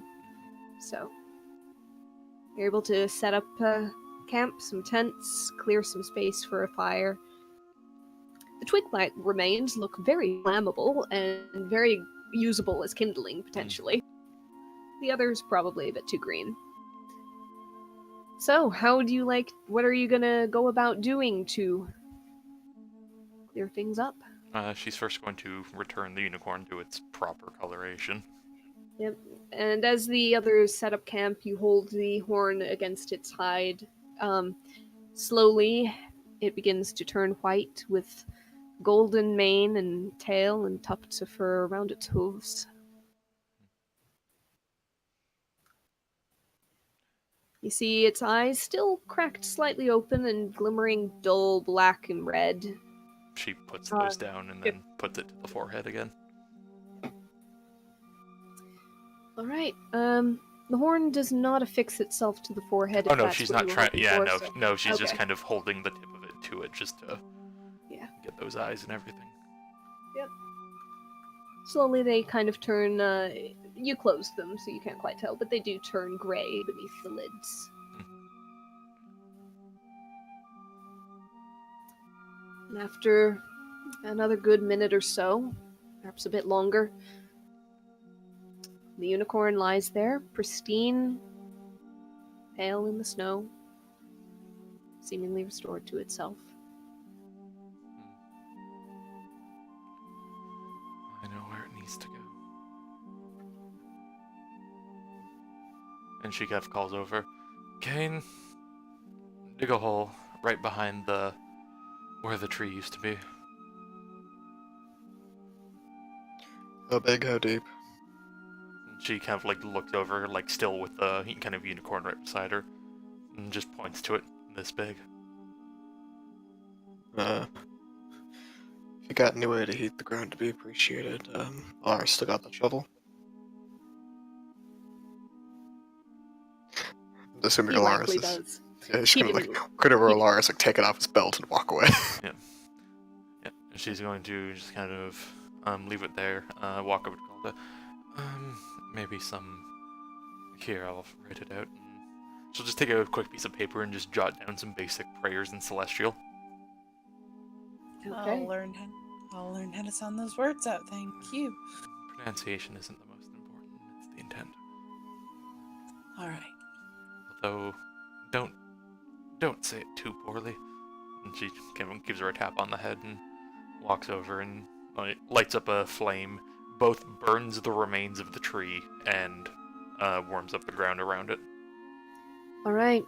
The remains of the tree are still fairly rooted, but you're able to get a fire going kind of in the middle of it and thoroughly blacken it, burn it out. In the meantime, it probably takes the better part of the afternoon just to warm the ground enough and break through and dig You know a what? large enough hole. She has... Wait, no, she might not have that spell slot left. No, she doesn't. Never mind. I thought she maybe could have used a moonbeam for getting rid of the tree and producing flame, but never mind. She can, like, fairy fire the ground so Kane can hit it better. Yeah, it doesn't quite work that way. Basically, it's not so much how well he's hitting it, it's just, it's gonna take some time, given the size of the creature, the requisite depth of the hole, the fact that you're having to clear away a good bit of snow and ice, you're digging through ground that has roots through it, so you're having to chop through a fair bit of that as well. It's just going to take some time for you to do so. All right, then she'll But just you do occasionally have tap. the time. She'll occasionally tap Kane with guidance then. All right. Kane occasionally, Alsana reaches over, gives you a tap, and Maybe more like a You- flick. Yep, a flick, and you kind of get this idea of, oh, that's a better place to jab the shovel, or the root is weak right here, chop. And you're able to get the hole dug. I'll say that probably takes the majority of the party to drag the unicorn's body up through the snow, up the slope, and lower it into the grave that has now been dug. But you do so. You stand around it. Calda, you recite the prayers in Celestial as best you can. Given If the they're practice doing it at the end, Alsana will take lead on that as well. Okay. And with the last prayers said, you return the body of once the master of the forest to the ground that it previously had protected. She is going to grab one of her desk bell seed pods. Okay. And just kind of go about in the general, kind of like that dugout area, just kind of like open it and just spread the seeds through, like all across that dugout area in the dirt. All right. And as you do so, You realize that as the afternoon has worn on and you have taken care of these various proceedings, that while the sky is still cloudy far above you, it feels lighter. There's no longer that oppressive shadow hanging over everything.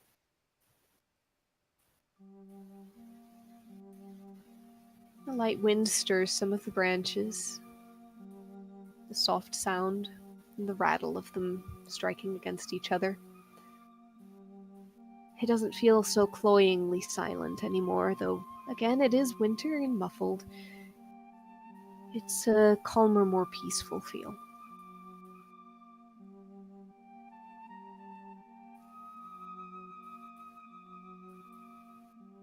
You look around and it's still... you still have the withered lamp vine hanging from the trees, but it's looking better already.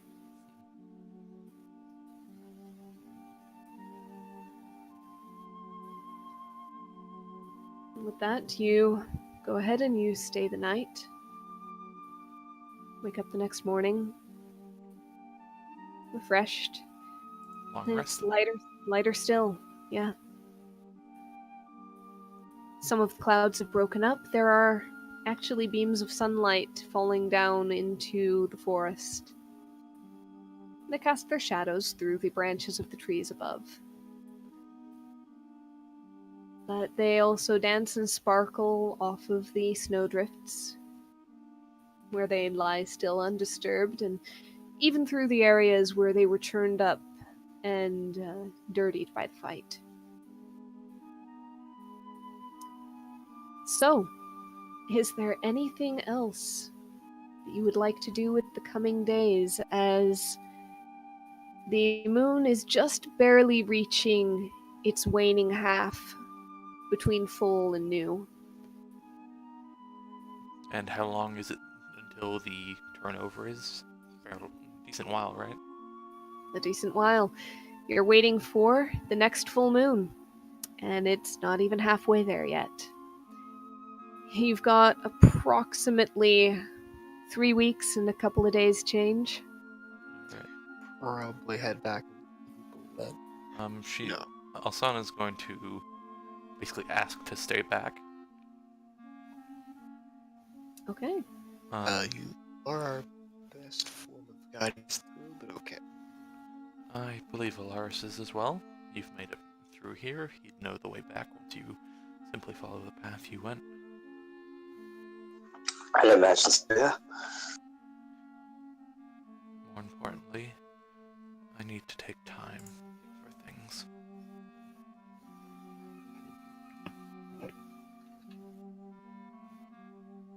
All right. Especially your fallen comrades, Alaris. I suppose so.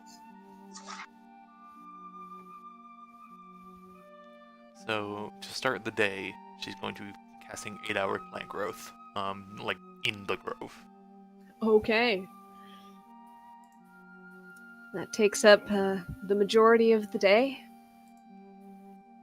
By the end of it, you feel the ground beneath the snow and the frost almost vibrating, radiating life and energy. She'll kind of keep the horn on her while she does it as well. Okay. And you know with certainty that come spring, this entire half-mile radius, an entire mile-wide circle centered on this shrine, is going to be vibrant. I hope so. And she's going to also just, maybe when she takes a break from the 8 hours, maybe when she finishes it or something, she's just gonna wade into the pool. Mm-hmm. Is the map right, and there's a little, like, fountain in the middle? There is. You wade in. The water is bitingly cold, but given the season, you'd expect it to be completely frozen. This is surprisingly tolerable as far as that goes. And you get to that center, yes, and there is a standing stone, taller than you are, with a almost crescent-shaped hole near its top. And it's trickling this steady stream of water that sparkles in the light. She just kind of like puts her hand to it, and is there similarities with the shrine they were at before?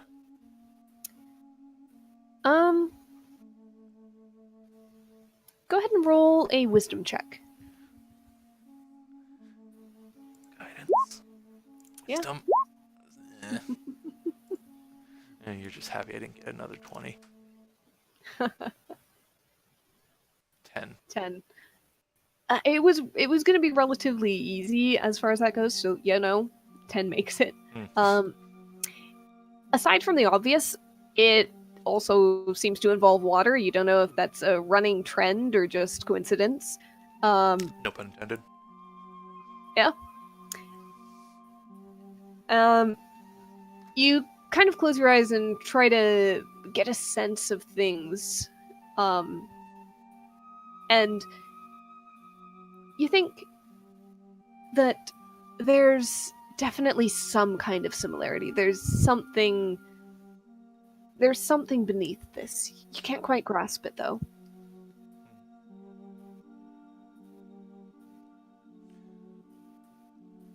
And she kind of like scratches the back of her head. I can think on it, I suppose. I could always ask my pen pal. She hasn't gotten back to me yet, though. And she kind of looks up. Do I talk to myself too much? I mean, the others are gone. It keeps me busy. In the meantime, that day, the rest of you are heading back towards Bolton? Is that correct? Mm-hmm. Yep. Indeed. All right. It'll take you probably a few days to get back, given that it was a little bit to get there, but you know where you're heading. Kane's compass is of great help because you were able to keep track of where you were going, where you are heading back. So that first day is spent pretty much in travel.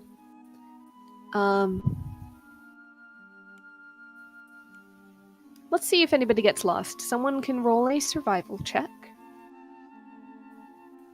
I think I'll take care of it. Okay. How much do you have, Conrad? Same as you. But he has Okay, a fair compass. And he has a compass. So, I can make Okay. a navigator's tools check if you'd rather. Navigator's tools I is think we went through this with kind it of a being tricky bogey. thing. Yeah. Oh, Yeah, right. stars and all that. Bokeh. But that is enough. You don't get, you actually do not get lost on the way back. In fact, on your way back, you kind of come across a few of the landmarks you came across before, including the stone where you'd found that sword. Okay. Oh, there was something that I forgot to bring up on that last long rest. Oh. Speaking of that sword. Kane, when you wake up from that long rest, you kind of wake up and you find that the area surrounding that sword and probably you and your bedroll kind of been overtaken a little bit by a few thorny vines. Not as big and not as bad as that razor vine that was covering it, but it was sprawling a good foot or two. When he sleeps, he does keep all his weapons in the back of the holding. Does that change anything? I'm gonna say in this case, no, it did not. Oh. Perhaps in this particular instance, you left it out by accident, and now you know what it does. I mean more so for like going forward. Yeah, it's something kind of special about this. So Yeah, no. No, you've got thorny plant life around you. It's not just the sword, it's those who attune to the sword. Yeah, no, just making sure. Mhm. That's why I wanted to make sure. Yep. Okay, good to know.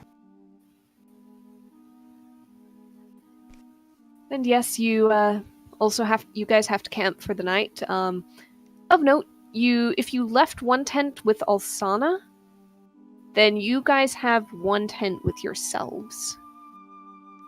And I believe it's a 2-person tent, though Yep. with keeping watch, you just kind of rotate through. Mm-hmm. Bit of a sardine can. Yep, a little bit. They're able to take turns, though, so it's fine. I mean, most of the time, one of us is on watch, so.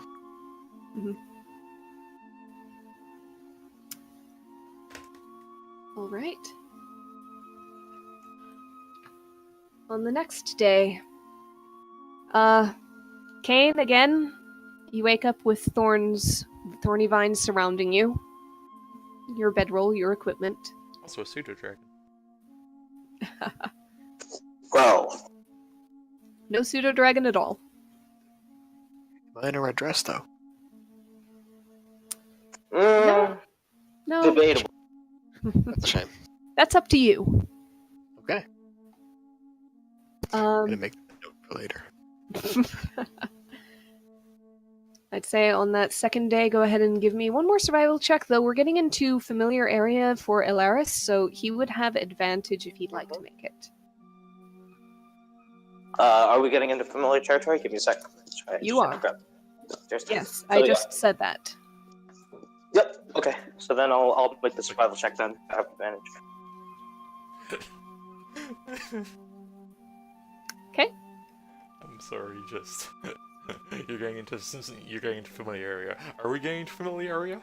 Yes, I just said that. Sorry, man. No, it was the inflection on both parts. It was just funny. 11. Yeah, you take the lead, confident that you know this area. You've been here before. Is this the Unfortunately, you familiar kind of area? 1 second. You do kind of let it kind of you kind of forget for a moment in this almost excitement that yeah, you've been about here before. That you haven't been here often, especially recently. And so you do kind of get the group turned around, and it takes a moment, and it takes Kane checking the compass in his pocket, to realize that you have accidentally gone in a little bit of a circle at one point, though you're able to get things straightened out, and you emerge from the forest, kind of towards the evening, just a little bit south of Walton due to the turnaround that you'd gone through. You look northward. Walton looks peaceful, calm. Smoke rising from chimneys, lights out.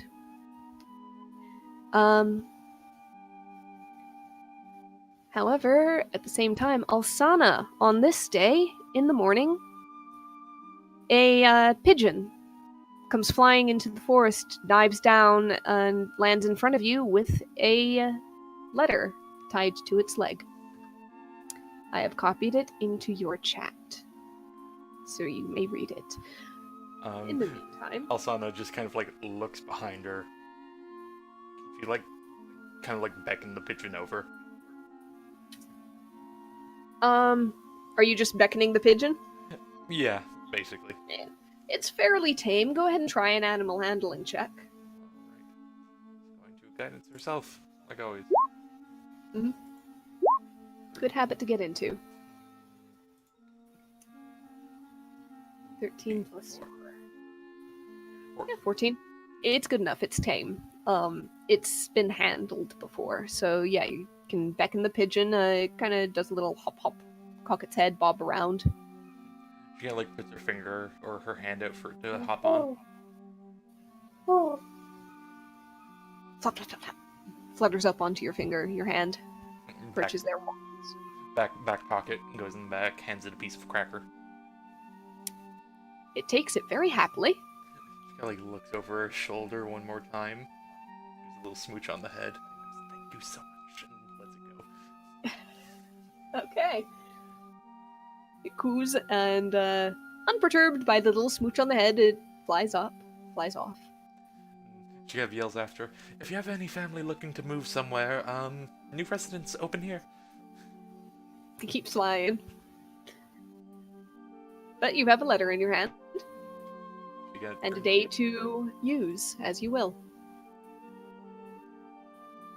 She kind of turns it around in her hand, like, do I read it now? Do I read it later? I need to do something real quick. And, just gonna stick it in her back pocket for now, or in her bag for now. She is going to kind of give the shrine one last look around.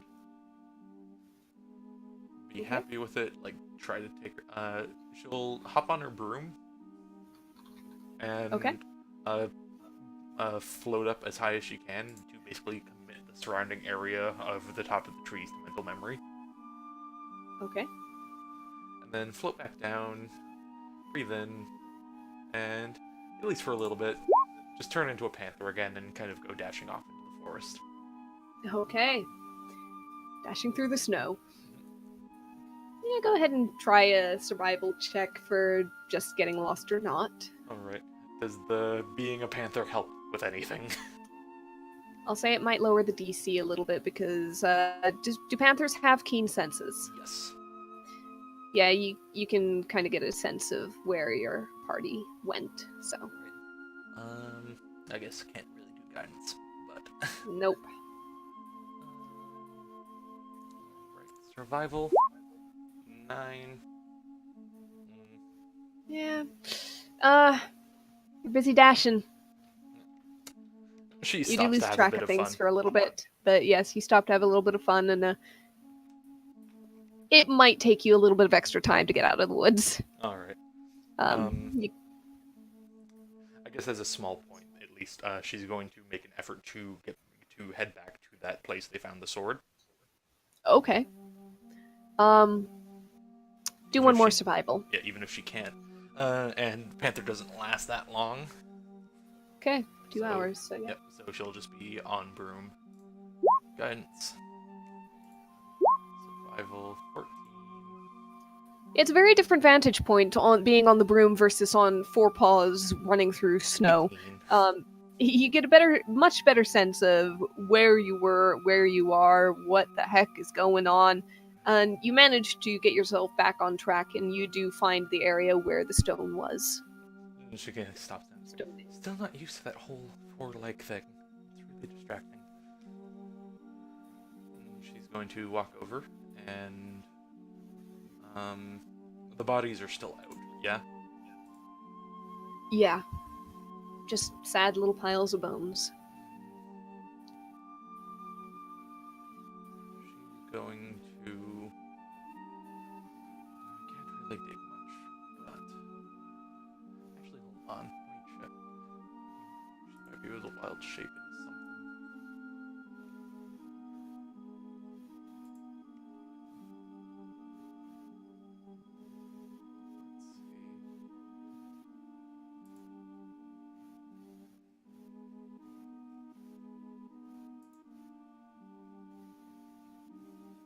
Oh, where'd this thing's stats go? That's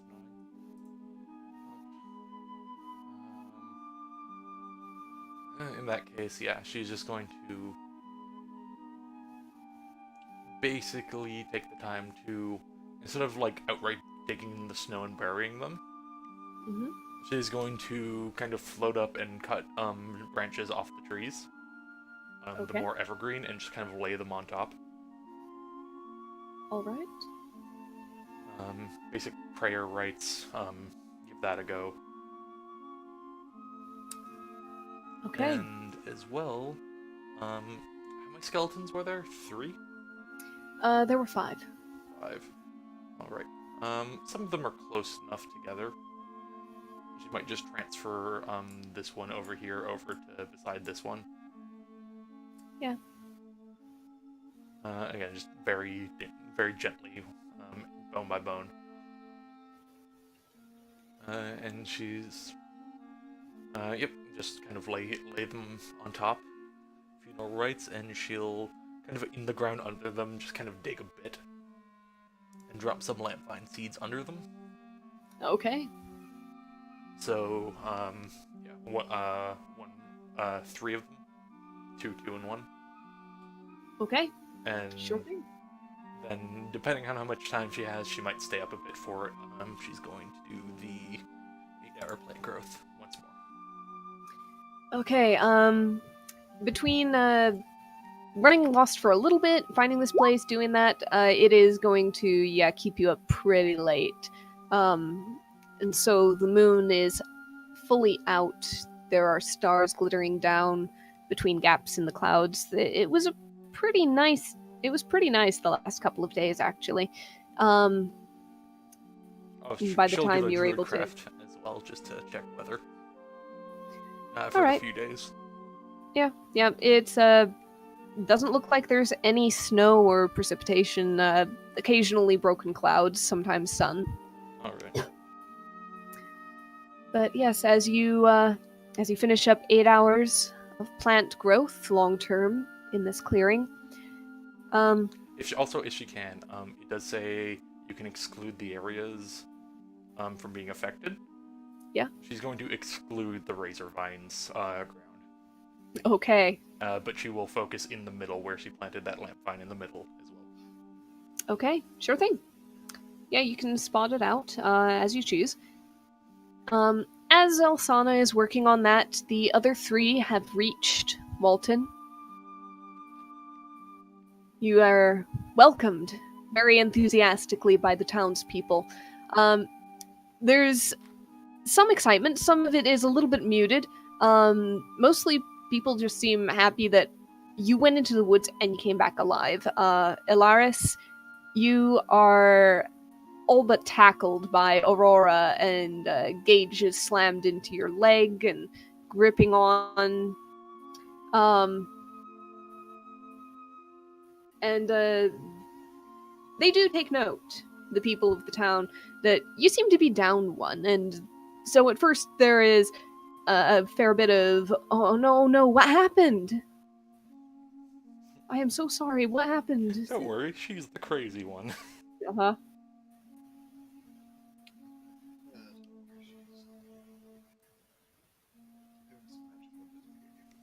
You're a little bit Yeah. away from your mic, Yeah, Conrad, Conrad. I you're can really barely quiet. hear you. Right, sorry, I forgot that I moved it.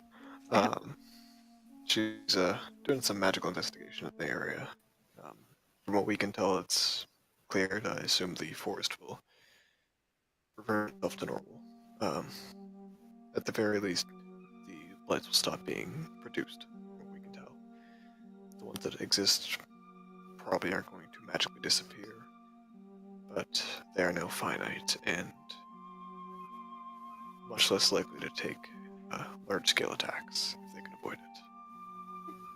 Still be careful going. Well, that's wonderful news, but is she going to be alright?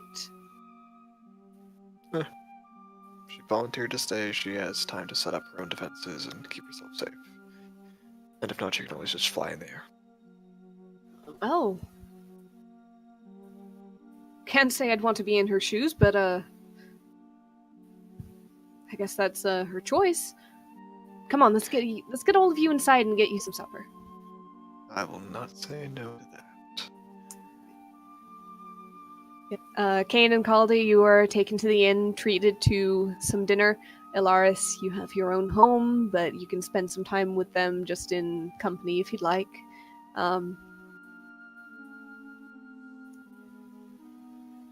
Yeah, he's just gonna go home. All right, you go home. Kane and Caldy, you're in the inn. You're the ones getting to field most of the questions from various townspeople as word spreads of your return, and people kind of come in on their own, perhaps to check things out, to ask what happened, what was it in there, what did you do, what went on. Are you sure that it's over? How can you know? Who's the one asking this? Just like a random person?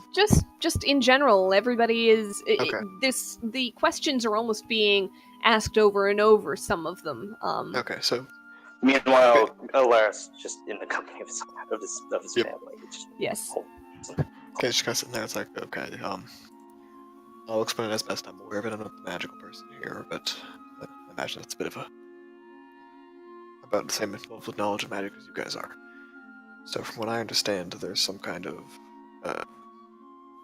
influence from one of those extra planes they talk about.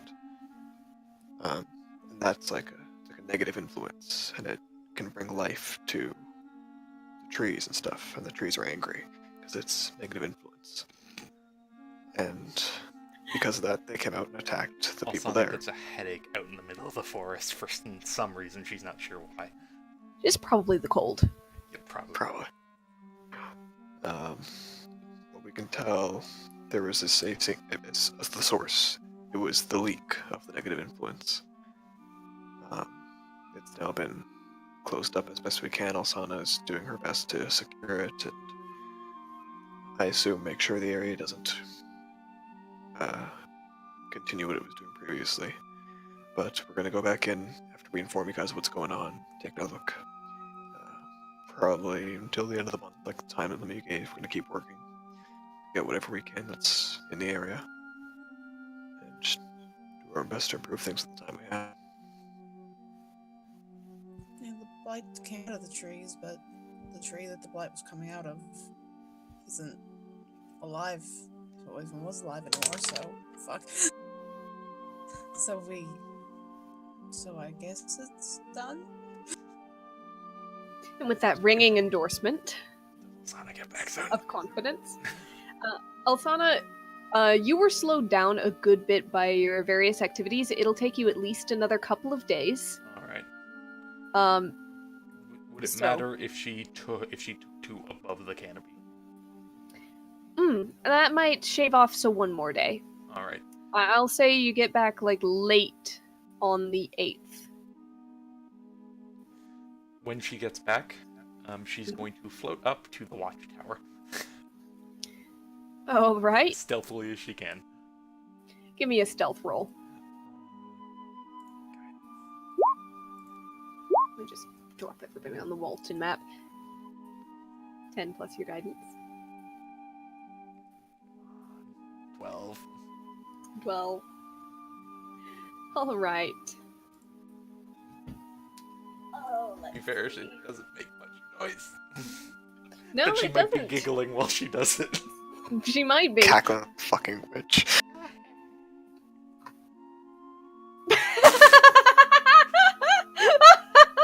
Okay, hold on. You know, That just for boy's the got a- sheer unless that for boy's the got a plus sheer 10. joy, for the sheer joy of that being the role, it is that particular boy. You float up, peek over the edge, trying to choke down all the snickers in your rising up from your chest. You look inside.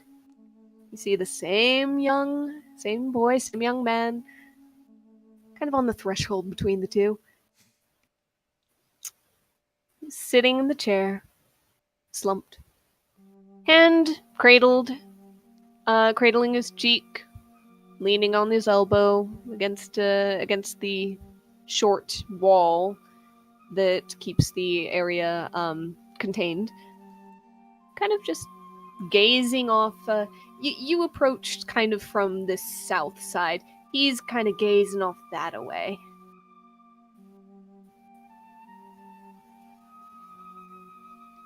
Alright.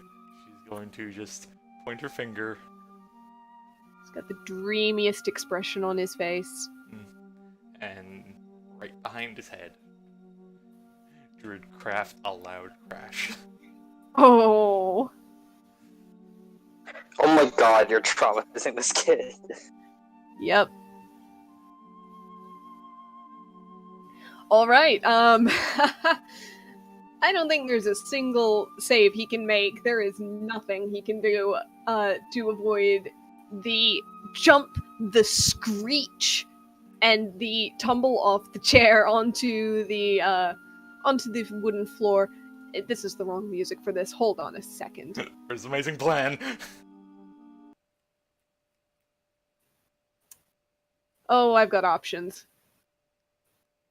Yeah, it's gonna be amazing plan.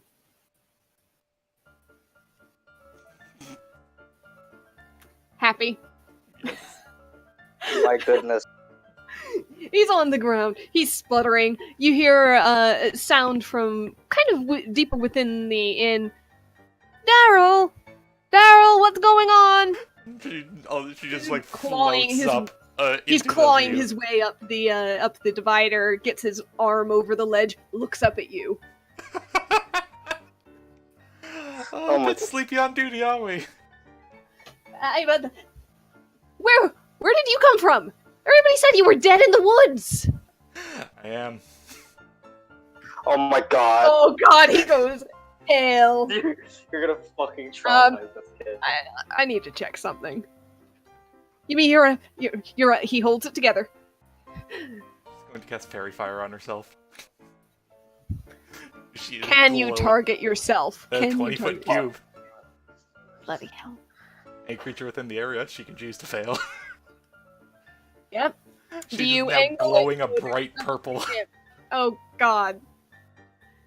Does That rolls with Alaris see disadvantage this now. from his house? No, you do not. He holds it together. You see, it takes visible effort.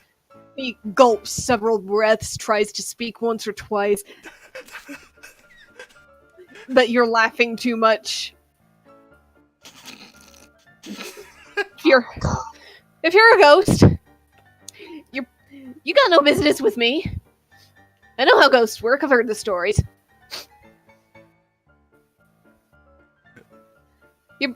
Your brother is downstairs if you want to go haunt him. I will not get in your way.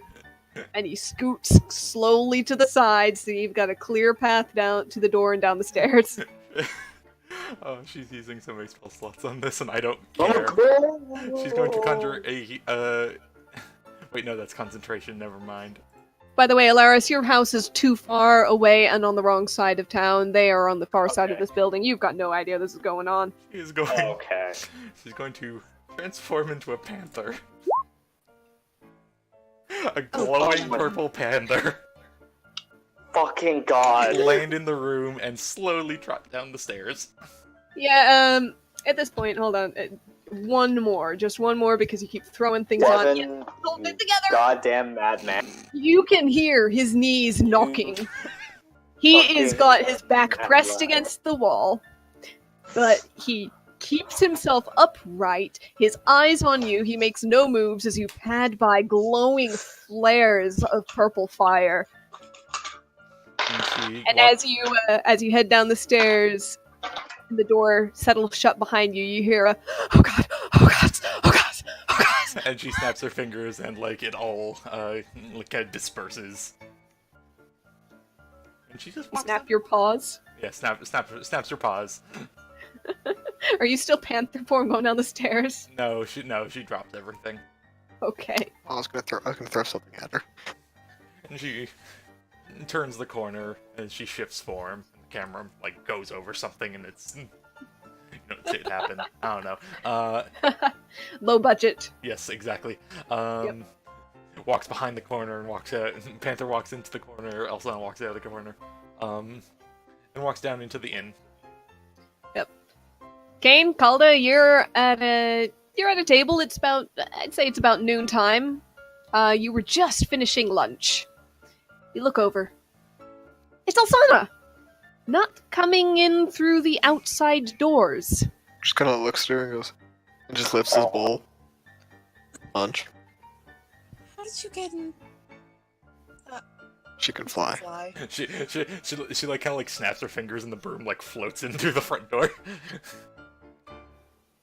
Impressive. Ah, so you learn not to knock your head on the top this time.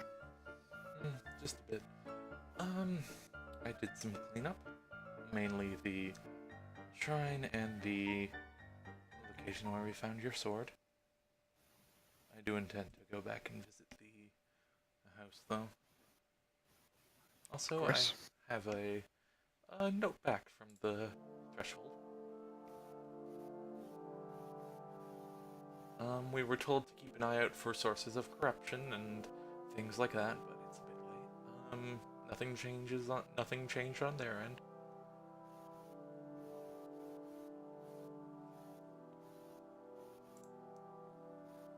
Well, How let you is back. Let's take another day or two to eat, rest ourselves, and then how is the city stay in the taking forest till the restoration of the forest? most seem pretty happy. I mean, we told them that we fixed their problem, What did or you at least tell them? helped it. He'll basically relay his basic information. You see your face like just crunch up at the oversimplification of so many ideas and concepts. Remember, you're talking to more mundane folk here. Not a seminar to get every deal right. Oh, be quiet. And she walks over to the bar. Is the uh, I forget, the Copper Kettle Mom. Yeah. Let me go ahead and grab that open. Philomena. Philomena. She kind of like calls her over if she can. Oh, you're alive! Yes, I am, much to the displeasure of certain people. However, I was wondering, I can't help but, be a bit dissatisfied with my cohort's explanation, and I feel like a lot of people might not get the gist. How did you go about calling that meeting from those few days ago? Well, word of mouth, really. We just, I told everybody who came through, and they told everybody else, and eventually everybody knows. All right. Sometimes we send one of the children to go door to door. Would you mind setting one up in a few days, perhaps? I believe we could.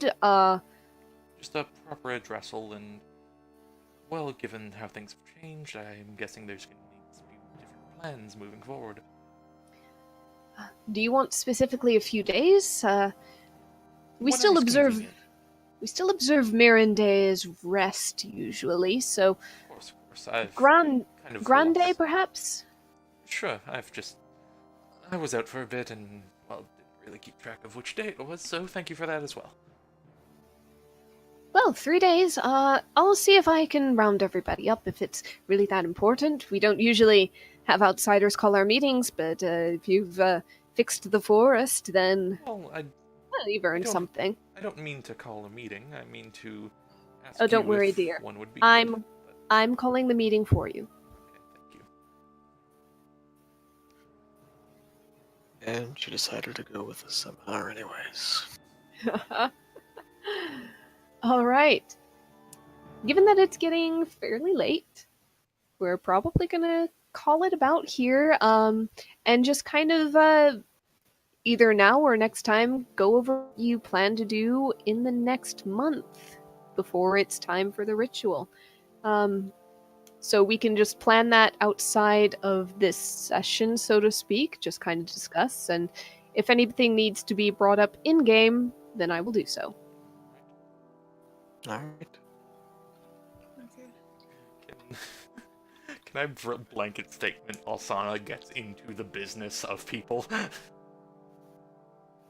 Probably. If there's some like especially with that one guard tower, and the girly like she's just going to get all way too much into just gossip and ideas and set things up and Oh, what kind of check is pursuit of gossip?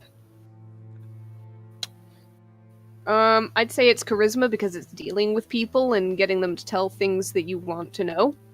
Right. So, if you have proficiency in persuasion, you can do that. she does not. Alright, try a charisma check. She'll be doing guidance throughout the whole ordeal, so Of course she is. charisma normal. Plus your d4. Or 17. 17. All right. I take it you're tracking down Daryl Carver. Get on watch. Yep. And as well, what's her? The apprentice apothecary. Shayna Sunmeadow. She has Sun Meadow, yes. Yes. You do so. How do you go about any kind of confrontation or questioning or anything of the sort? She'll tone down the horrifying fear for a bit. She'll just walk up normally at some point. It's like, oh, you look like you've seen a ghost.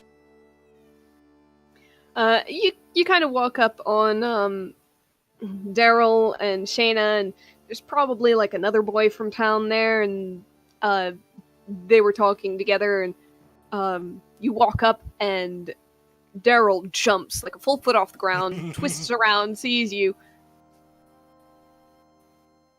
Yeah, you're not a ghost. That was just magic trick. What are you talking You're just- about, dear? You're a witch. You can do all sorts of weird things. She chuckles. Well, you said it, not me. Technically, I'm a druid, but which is more fun.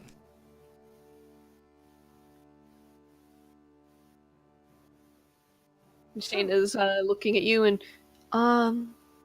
sorry, are you the one who, I'm part of the group, yes. no, Miss Grinbottle. Oh? She mentioned someone, young woman, dark hair, dark robes, said something about her garden, and she was very, very excited about you. Oh, yes. Well, okay, how long into this is it? Because she would have also, like, at some point done the 8 hours on her garden. It's flexible. Okay, then at that point, I'd say she probably would have, like, done the plant growth next day, if possible. Alright. She's very excited about, whatever you did to the garden. Well, Or you were gonna do the next day, or... I gave it a bit of a boost, let's say. Nature magic helps restore and bring about good change and growth and development. And yeah, you glowed purple and turned into a beast thing. There was nothing natural about that. The term is panther, my dear boy. Also, you fly on a broom. Well, that's magic. It's less natural, but I think the wings add a bit to it. And she kind of like shakes it, and the bat wings fly out. You're just so jumpy, you know that? I wonder why! What the hell did I do to you? Nothing at all. Although maybe fate has decided to put me in front of you as a form of reconcile for your tired eyes on a fateful day. I don't know half the words you just said. What? Don't worry about it, dear. So, are you two dating? Do a quick insight check. Alright. So, she knows what she was about Yeah. to say. She would have guidanced it. Yeah, it's not going to be difficult because your charisma was high enough to make things fairly simple. So yeah, go ahead and 15. Yep, that's enough. Interestingly enough, you were watching Daryl and Shayna. You see the shock and the "oh god, no, she knows" on Daryl's face. Shayna's is less personal, less "oh god, she knows" about herself. It's "uh-oh," and glancing over at the two boys. And you look at the other boy and you see the same "oh god, no, she knows" as on Daryl. And she like rolls her like tongue over her teeth like, well then, is that the case? My goodness, I thought I'd got a slice of pie and here you are giving me the whole thing. Like, what do you want? Just curious. And making sure there's nothing bad going on, let's say. Wouldn't want any hearts to be broken, would we, dear? Shayna steps kind of in front of them and kind of holds a hand up towards you, and she is tiny. She is a halfling. And she is trying to almost shield these two human boys, much taller than her, against you. And she's going, nope, everything is fine, and whatever you're thinking, you're probably wrong. Oh, are all parties okay with the proceedings? Look, whatever you're thinking, just don't say anything to, don't say anything to, well, don't say anything to the terriers. Terriers are family, correct? Yes. She kind of like, looks between, why them specifically? You see the boy that you haven't been introduced to yet kind of shuffle and... Are you one of them? My mom thinks My mom thinks that I should,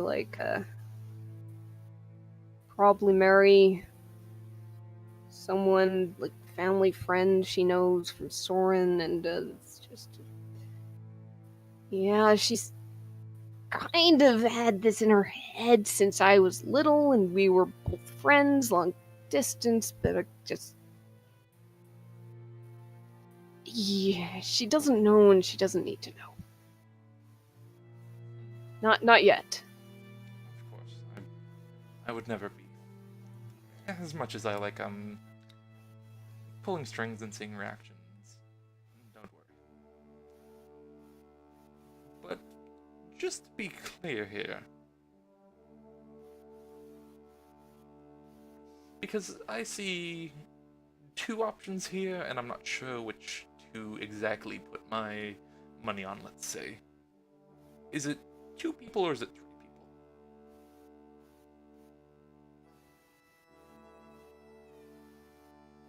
It's 2 people. Okay. Shayna raises a hand up, and I run interference. Just stay out of it. They're my friends. You And- back off. And she kind of like leans into her and just pats her head. You're a good girl.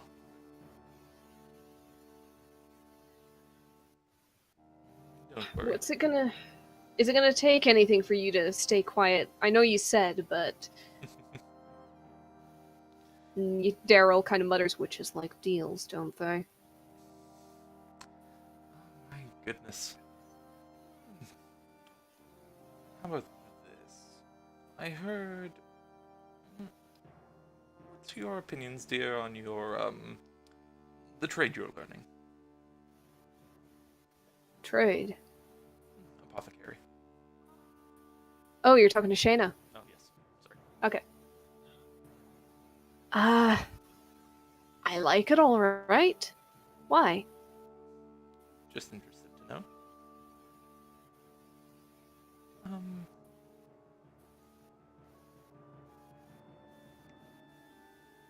If I directed you to a certain spot in the forest, I'd keep you safe during the time, and once it's regrown and bounced back from what it once was, would you be so willing to just give it a visit from time to time? Make sure everything's okay, tend the plants.